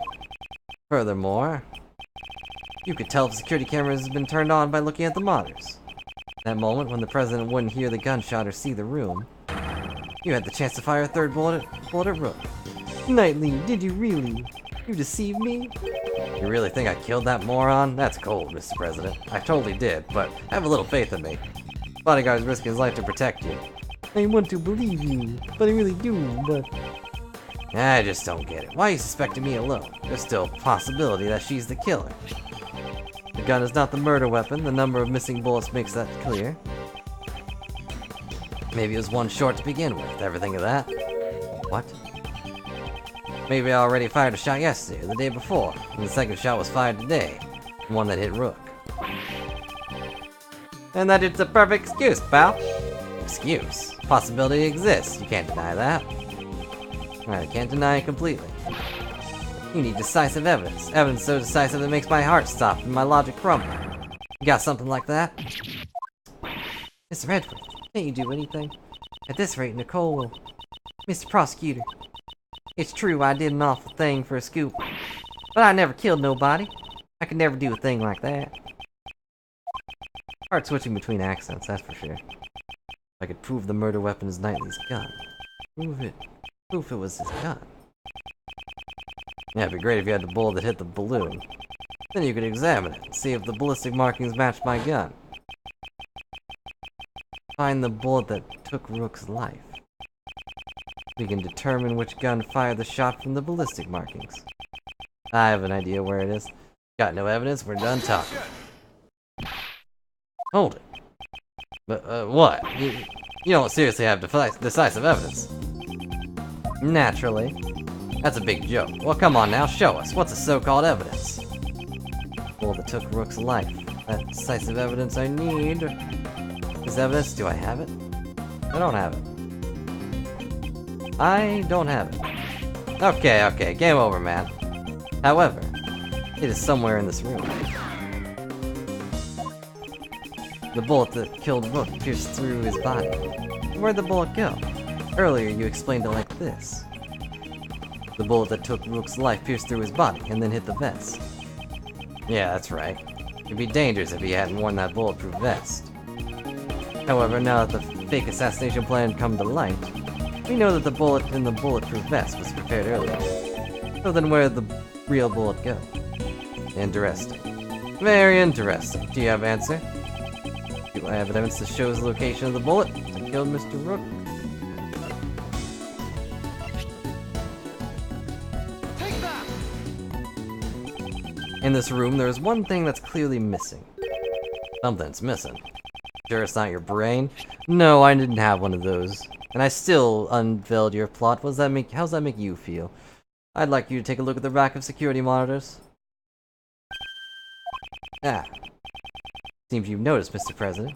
Among these images of the plane's surroundings, only the feed from the right side of the plane is absent. That's what's missing. A single monitor. There. Mr. President, there was originally a monitor here, wasn't there? That's right. Why is there a stuffed toy now? That must have been put there to hide the empty space where the monitor used to be. Why is the monitor missing and where did it go? Where did you go? Monitor Joe? I don't know. Why? Undoubtedly because he was hit by the bullet. Also, he didn't recognize the stuffed animal? were to make us think that the bullet really hit the bulletproof vest, it'd be a problem if another bullet hole was discovered. Where'd the monitor go? Where? It should be hidden somewhere inside this plate. Hasn't been a chance to dispose of it outside since it was shot. Detective Gumshoe, search this plane. Yeah, roger that, sir. President Hawk, you said extraterritorial laws apply to this plane. I will allow it. There is no problem. I just want to know the truth of Rook's death. Dang it. Think this is a joke. You're always like this. Rook this, rook that. Detective, we have his approval. Go ahead. Mr. Edwards, I found it, sir. Good work, Detective. Now let's extract the bullet from the monitor. Yeah, if I do this here and then do that. Oh, dang it, I cut my finger. Oh, I got it. Well, definitely stained with blood. It's certain this is the bullet that killed Rook. This bullet that crushed your arguments. Like that, it'll blow a hole in your luck. If the ballistic markings on this bullet do not match the gun found in the audience area, Miss Swift will be cleared of suspicion. What's wrong? Cat got your tongue? Bird got the truth? We need to examine the ballistic markings. Send the gun and bullet forensics. Roger. If you'll find the clear marks on those bullets, sir, give it me like just bam, snap. Just snap my fingers and they'll have it. What are the chances that police guy is actually the killer now? Now, let's listen to forensic report. Project forensic guide reporting. First, the blood matches the bullet matches the victim's blood or whatever. Bullet really did take Rook's life. Also, Horace Knightley's fingerprints were all found on this gun. Knightley's fingerprints probably came from when he took all our evidence. Oh, okay. I was gonna be like, didn't they already say there was no fingerprints in it? Ballistic markings don't match. It's supposed to be clear to suspicion. And the bullets of ballistic markings, sir, match this gun. What? They match. Probably made as an like a copy of the gun, but I don't know. No mistake, bullet fired from this gun. Huh? That's strange. Looks like I was right after all. Naturally. Did you really think you had me cornered? You misread the board. The one who's been cornered is you. Stop pointing a gun at me. Seriously, there's like 4 cops here. Listen, markers match the gun, there can be no doubt. The bullet that killed Rook was fired from the gun you found in the audience area. Who could have used the gun? Not me, because I was on stage. But what about the lady reporter in the audience? Now the evidence points to that young lady is the assassin who killed Rook. Except for, you know, everything else. Your move, Mr. Prosecutor. Where did you find the gun again? Which gun fired the bullet? At least we know it ain't me. Hello, Shinosuke. Hope you're having a good night. It goes. I don't know if it's going well. But I hope that it's at least good background noise. President and I have admitted to the fake assassination plot. Now it's your turn to admit who the real criminal is. Doesn't make Nicole a criminal. Don't get riled up, Kay. Let him have his say first. After he's done, it won't be too late to begin our counterattack. Alright, Mr. Edward.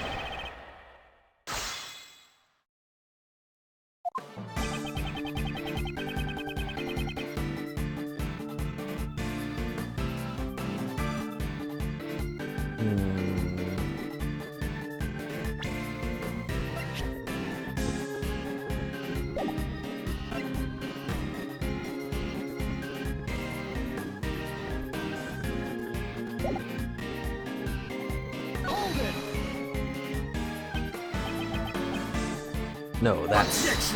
Objection! Didn't you say it earlier? This is decisive evidence. Well, how's it feel to have a hole blown through your reasoning? It feels like I'm back in court, honestly.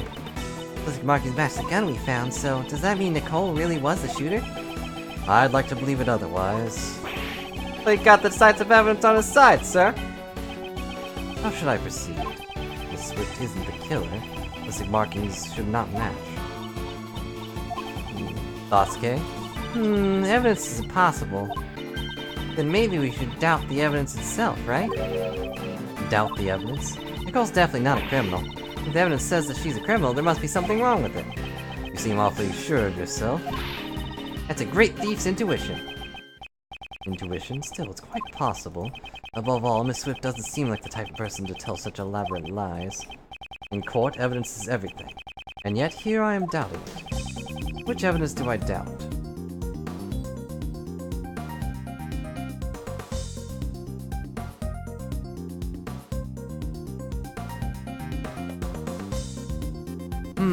Which evidence do I doubt?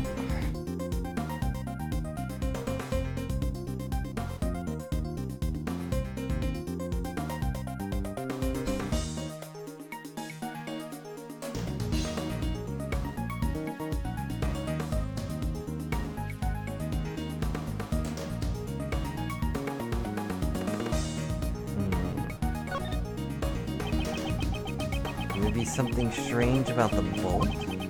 Detective, did you do anything to the bullet when you first discovered it? Like what, sir? I don't know. Like step on it? Perhaps fall on it? Terrible, sir. You're terrible, Mr. Edworth. Sorry. My ears. Can't believe I was called terrible. The bullet was only just found. Not even Gumshoe could have bungled it that fast. I doubt... gun, I guess, but... I don't know, I wanted to see what happened if I doubted the bullet. It can only be the gun. The bullet was discovered just a moment ago. It couldn't have been tampered with yet. Did Knightley have a chance to tamper with the gun?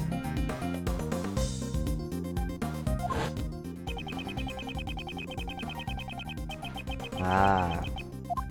He, in fact, did have a chance. All I did was take off the laser sight and put it on his other gun. That's it. He could have tampered with the gun at that time. There's no doubt this gun was the real murder weapon. In that case, the owner of this gun is... Take that! He must have switched the guns. Without a doubt, this is Knightley's own gun.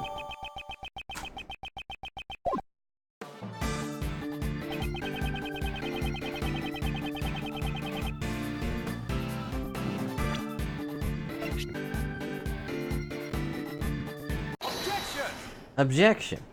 Good thing I pressed the first one, I guess. Knightley, you fiend! You switched the guns! The gun that matched the ballistic markings was yours all along. Huh? Interesting choice of move you made there. Choice of move? Which occurred at the time you seized the evidence, when we were arguing with the President over the investigation rights. You detached the laser sight from the gun and found in the audience area, and attached it to your gun. Also, seriously, if this guy's a suspect, we should seriously disarm him. Then when you returned to the evidence, you gave me your own gun. Yeah, did I do that? So what you're saying is that I knew you'd want to examine the ballistic markings. Indeed, staying one move ahead of your opponent. Isn't that fundamental rule of chess?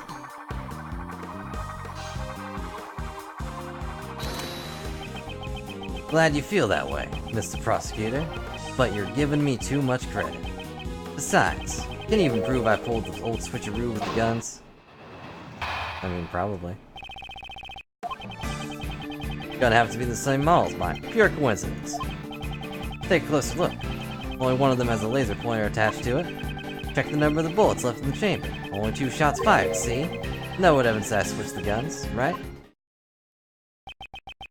Giving you too much credit? That hardly sounds like something you'd say. Guess I'm just more modest than you. Well, except when I'm in front of a chessboard. But we're not in front of a chessboard because my mental chess hasn't activated yet. That's too bad. Don't use that as an excuse later. Didn't lose the game, I just couldn't find enough evidence. You're the one who should have an excuse ready. You didn't beat me at chess.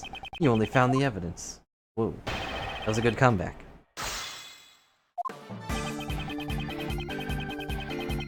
Hold it! Not pure coincidence at all. Coincidence, you say? Or perhaps it was simply bound to happen. Hey, which was it, pal? Us bodyguards need to use the same to protect the president. No matter how you slice it, the lady's a total amateur with guns. It was necessary for both of us to use revolvers. A revolver? Like the one Knightley's carrying? Why would it be necessary?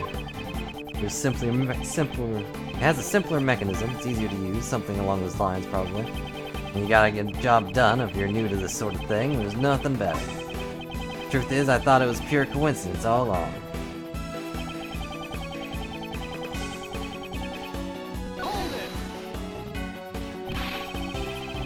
You attached the laser pointer to the gun yourself. Oh yeah? Prove it. Show me the evidence. Well, that's... Are the fingerprints on the laser pointer? He'd have no reason to touch those. Can't go around calling people liars without proof. Didn't your daddy teach you that? My father's dead, thank you, but yes, he did teach me that. On that point, I got some evidence on my side.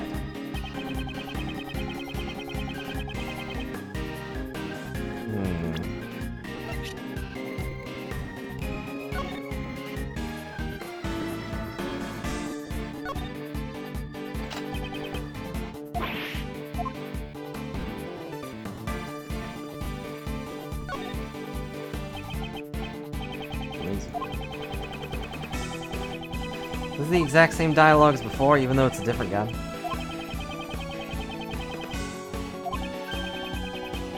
If you were the dog, you probably wouldn't attack a thing, sir. Because I'm wearing red. Is that what you're saying? Eh? How'd you know, sir?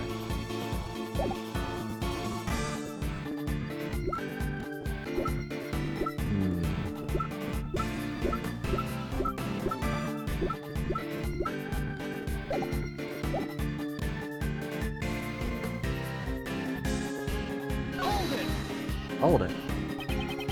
Something's been bothering me for a while now. What about the chamber of your own gun?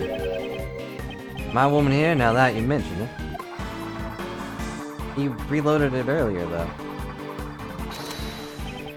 I've been firing it off for a while now. He already did that. Every time he fires, he reloads the gun. There's no way I'd check the stats from the time of the incident. That's it. In order to switch guns, he would have needed to reload the bullets. Knightley is bare-handed, and he had no time to put on gloves when the switch was made. Well, I think it's about time for you to resign. How about it, Prosecutor Edgeworth?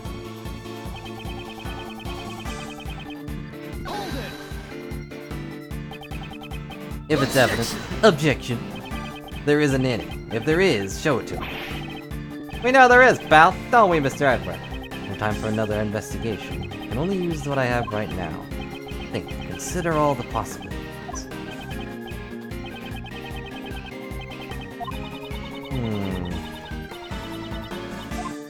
Yeah, it'd be the fingerprints. Yet we know for a fact he did. If he didn't, there'd be no explanation for the ballistic markings. You carefully consider the meaning behind every piece of evidence linked to this testimony. Truth must be in there.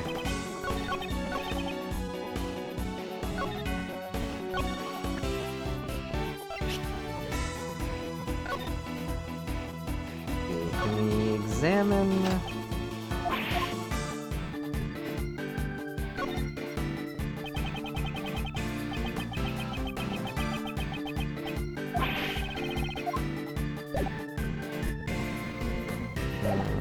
What else do I have?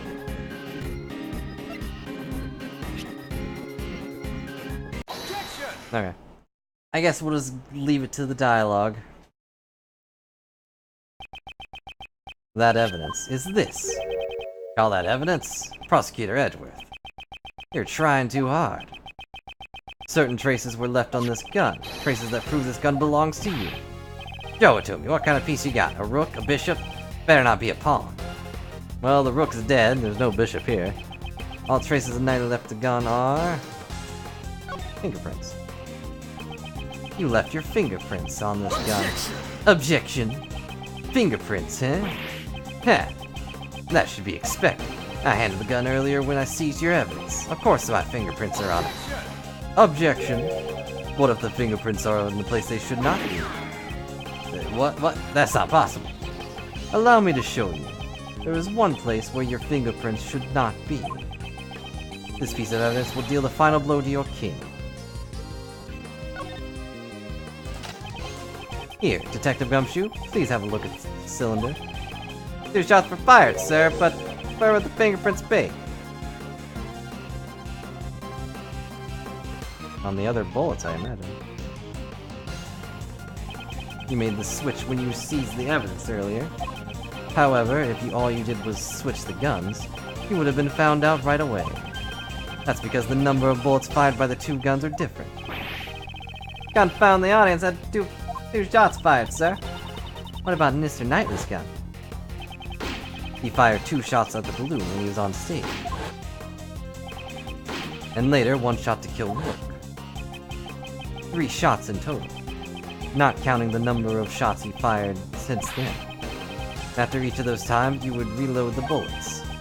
Tell us, Knightley, were you wearing gloves when doing that? Yeah, no. Officer, in your report earlier, where were Knightley's fingerprints found on the gun? No? Oh, sorry, sir. Probably should have told you that. Prints weren't just found on the outside of the gun. They were also found on the bullets as well. Probably should have told you that. All you did was handle the evidence. Why would your fingerprints be on the bullets? Yeah, that's, but this has been proven. That you switched the guns. The gun which fired the bullet that took the victim's life. It belongs to you, Horace Knightley. You're the one who stole Rook's life. You were the true assassin. Oh no. Yeah, it was a moron. Knight takes the Rook. Checkmate. Please disarm him. He's gonna shoot me.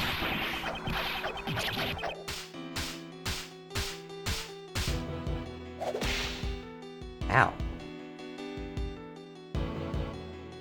Does this count as beating a dead horse? I don't know. I should have been made leader. Me! Rook, that piece of scum. If it hadn't been for him, I would have had complete control over everybody. My assassination plan. It was perfect. My plan was perfect.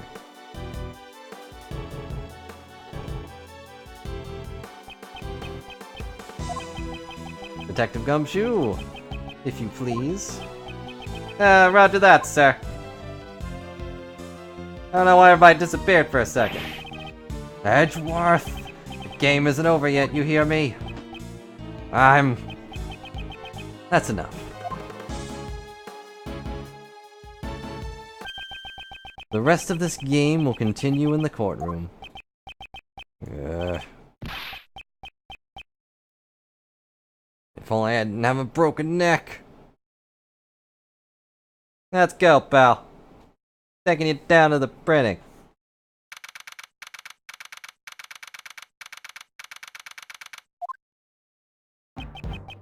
You have my gratitude. You have my gratitude. You exposed the murder among my bodyguards, and for that I am truly in your debt. As he stepped outside the plane, he reverted back into his king-like persona. Some time ago, when I proposed the fake assassination plan, you want me and not Rook. Rook declined. So I'm asking you, what do you say? Alright, let's do this. I'll come up with the perfect plan. I can even use that guy as a chess piece. When Knightley said that, his eyes were overflowing with hatred towards Rook. Frankly, I was quite anxious about asking Knightley instead of Rook. Now that I recall those events, he probably sensed the anxiety in my countenance, I don't know. Perhaps that is what gave him the impetus for murder. Mr. President, if you had not orchestrated that fake plan, this would not have happened. That is your sin. A sin that won't disappear. Yes, you are absolutely correct. You have my sincerest apologies. I too must bear some responsibility for this. Even so, I am most grateful to you. I thank you for solving the mystery of Rook's death. I am scheduled to stay in this country for a little longer, but if any of you ever wish to visit the Republic of Xingfa, you will always be welcome. Goodbye now. I'll see you later. Oh, lordy. Thank you. Thank you. Sorry, I forgot one thank you. So happy for you, Nicole. You were set up as the suspect for murder, as is usual in this country, honestly. Still, your involvement with the fake assassin plan remains a fact. You will have to submit to police questioning later. You should know that there's still a possibility you may be charged with some crime. Yeah, I know. Sorry about all this. But hey, at least I won't be charged for murder. I understand you want to catch a scoop, but there's a line that should not be crossed. I hear you. I promise to reflect on this. Look at me here a couple times. We did it, Mr. Edward. That was awesome. Prosecutor Edward solved presidential assassination attempt. It's gonna be big news. But big news. Mr. Prosecutor, would you mind telling us how you feel about solving this case? That was certainly a quick change of attitude. No comment. Ah, don't be so ordinary. The reason is because this case is not over yet. Huh? Not over? What do you mean, sir? What shows this case is not over yet?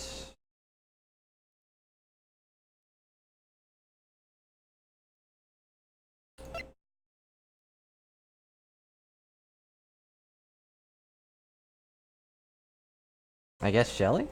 Take that! The killer's card. The killer still hasn't carried out his request. You mean killing the president? Well, this has turned to a larger incident. Yeah. An assassination attempt on the president of Xingfa. News of the incident spread across the entire country. Yeah, well, I didn't actually know what he was talking about for a second. Like, there's evidence that I have clear evidence that proves that this thing is still going on, and it's like, I do? Where is it? You could at least give me like a letter or something. I wonder who it's from. Mass media also hounded me as I began to prepare for the trial for Horace Knightley. Everyone had seen the news, everyone was talking about it. However, amidst the commotion, nobody noticed that the game had only just begun.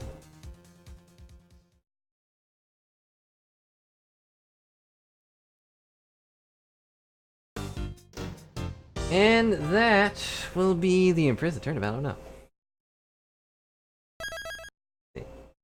And that will be the end of investigations for tonight. 3.5 hours. Hope you guys enjoyed that. Hope you guys enjoyed the return of investigations. I don't know when we'll do it again. Tomorrow will probably be a non-stream, honestly, because of how noisy it tends to get here, but... And now we have the real plot, I guess. But regardless, I hope you guys enjoyed the stream, and I will see you later. If I do a stream tomorrow, it'll probably be something small. I think we won't be continuing Okami until Sunday, because Saturday will be Borderlands, of course. I do say that about every Friday, because it usually is very noisy, so you know. Sometimes it's not, and I'm like, whoa, okay. I guess I'll do a thing then. But, you never know. Either way, thanks a lot for watching, guys. I hope you enjoyed my stupid voices, especially ones like this, where I turn into a droopy dog, or at least I assume I do. I can't hear myself, so you know. Anyways, I'll see you guys later. Thanks for watching. And, that's it.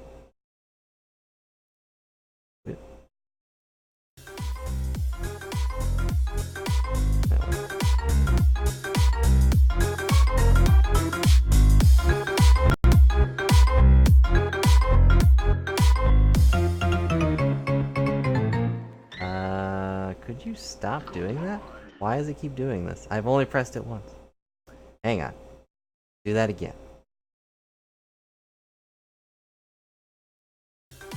Now it's...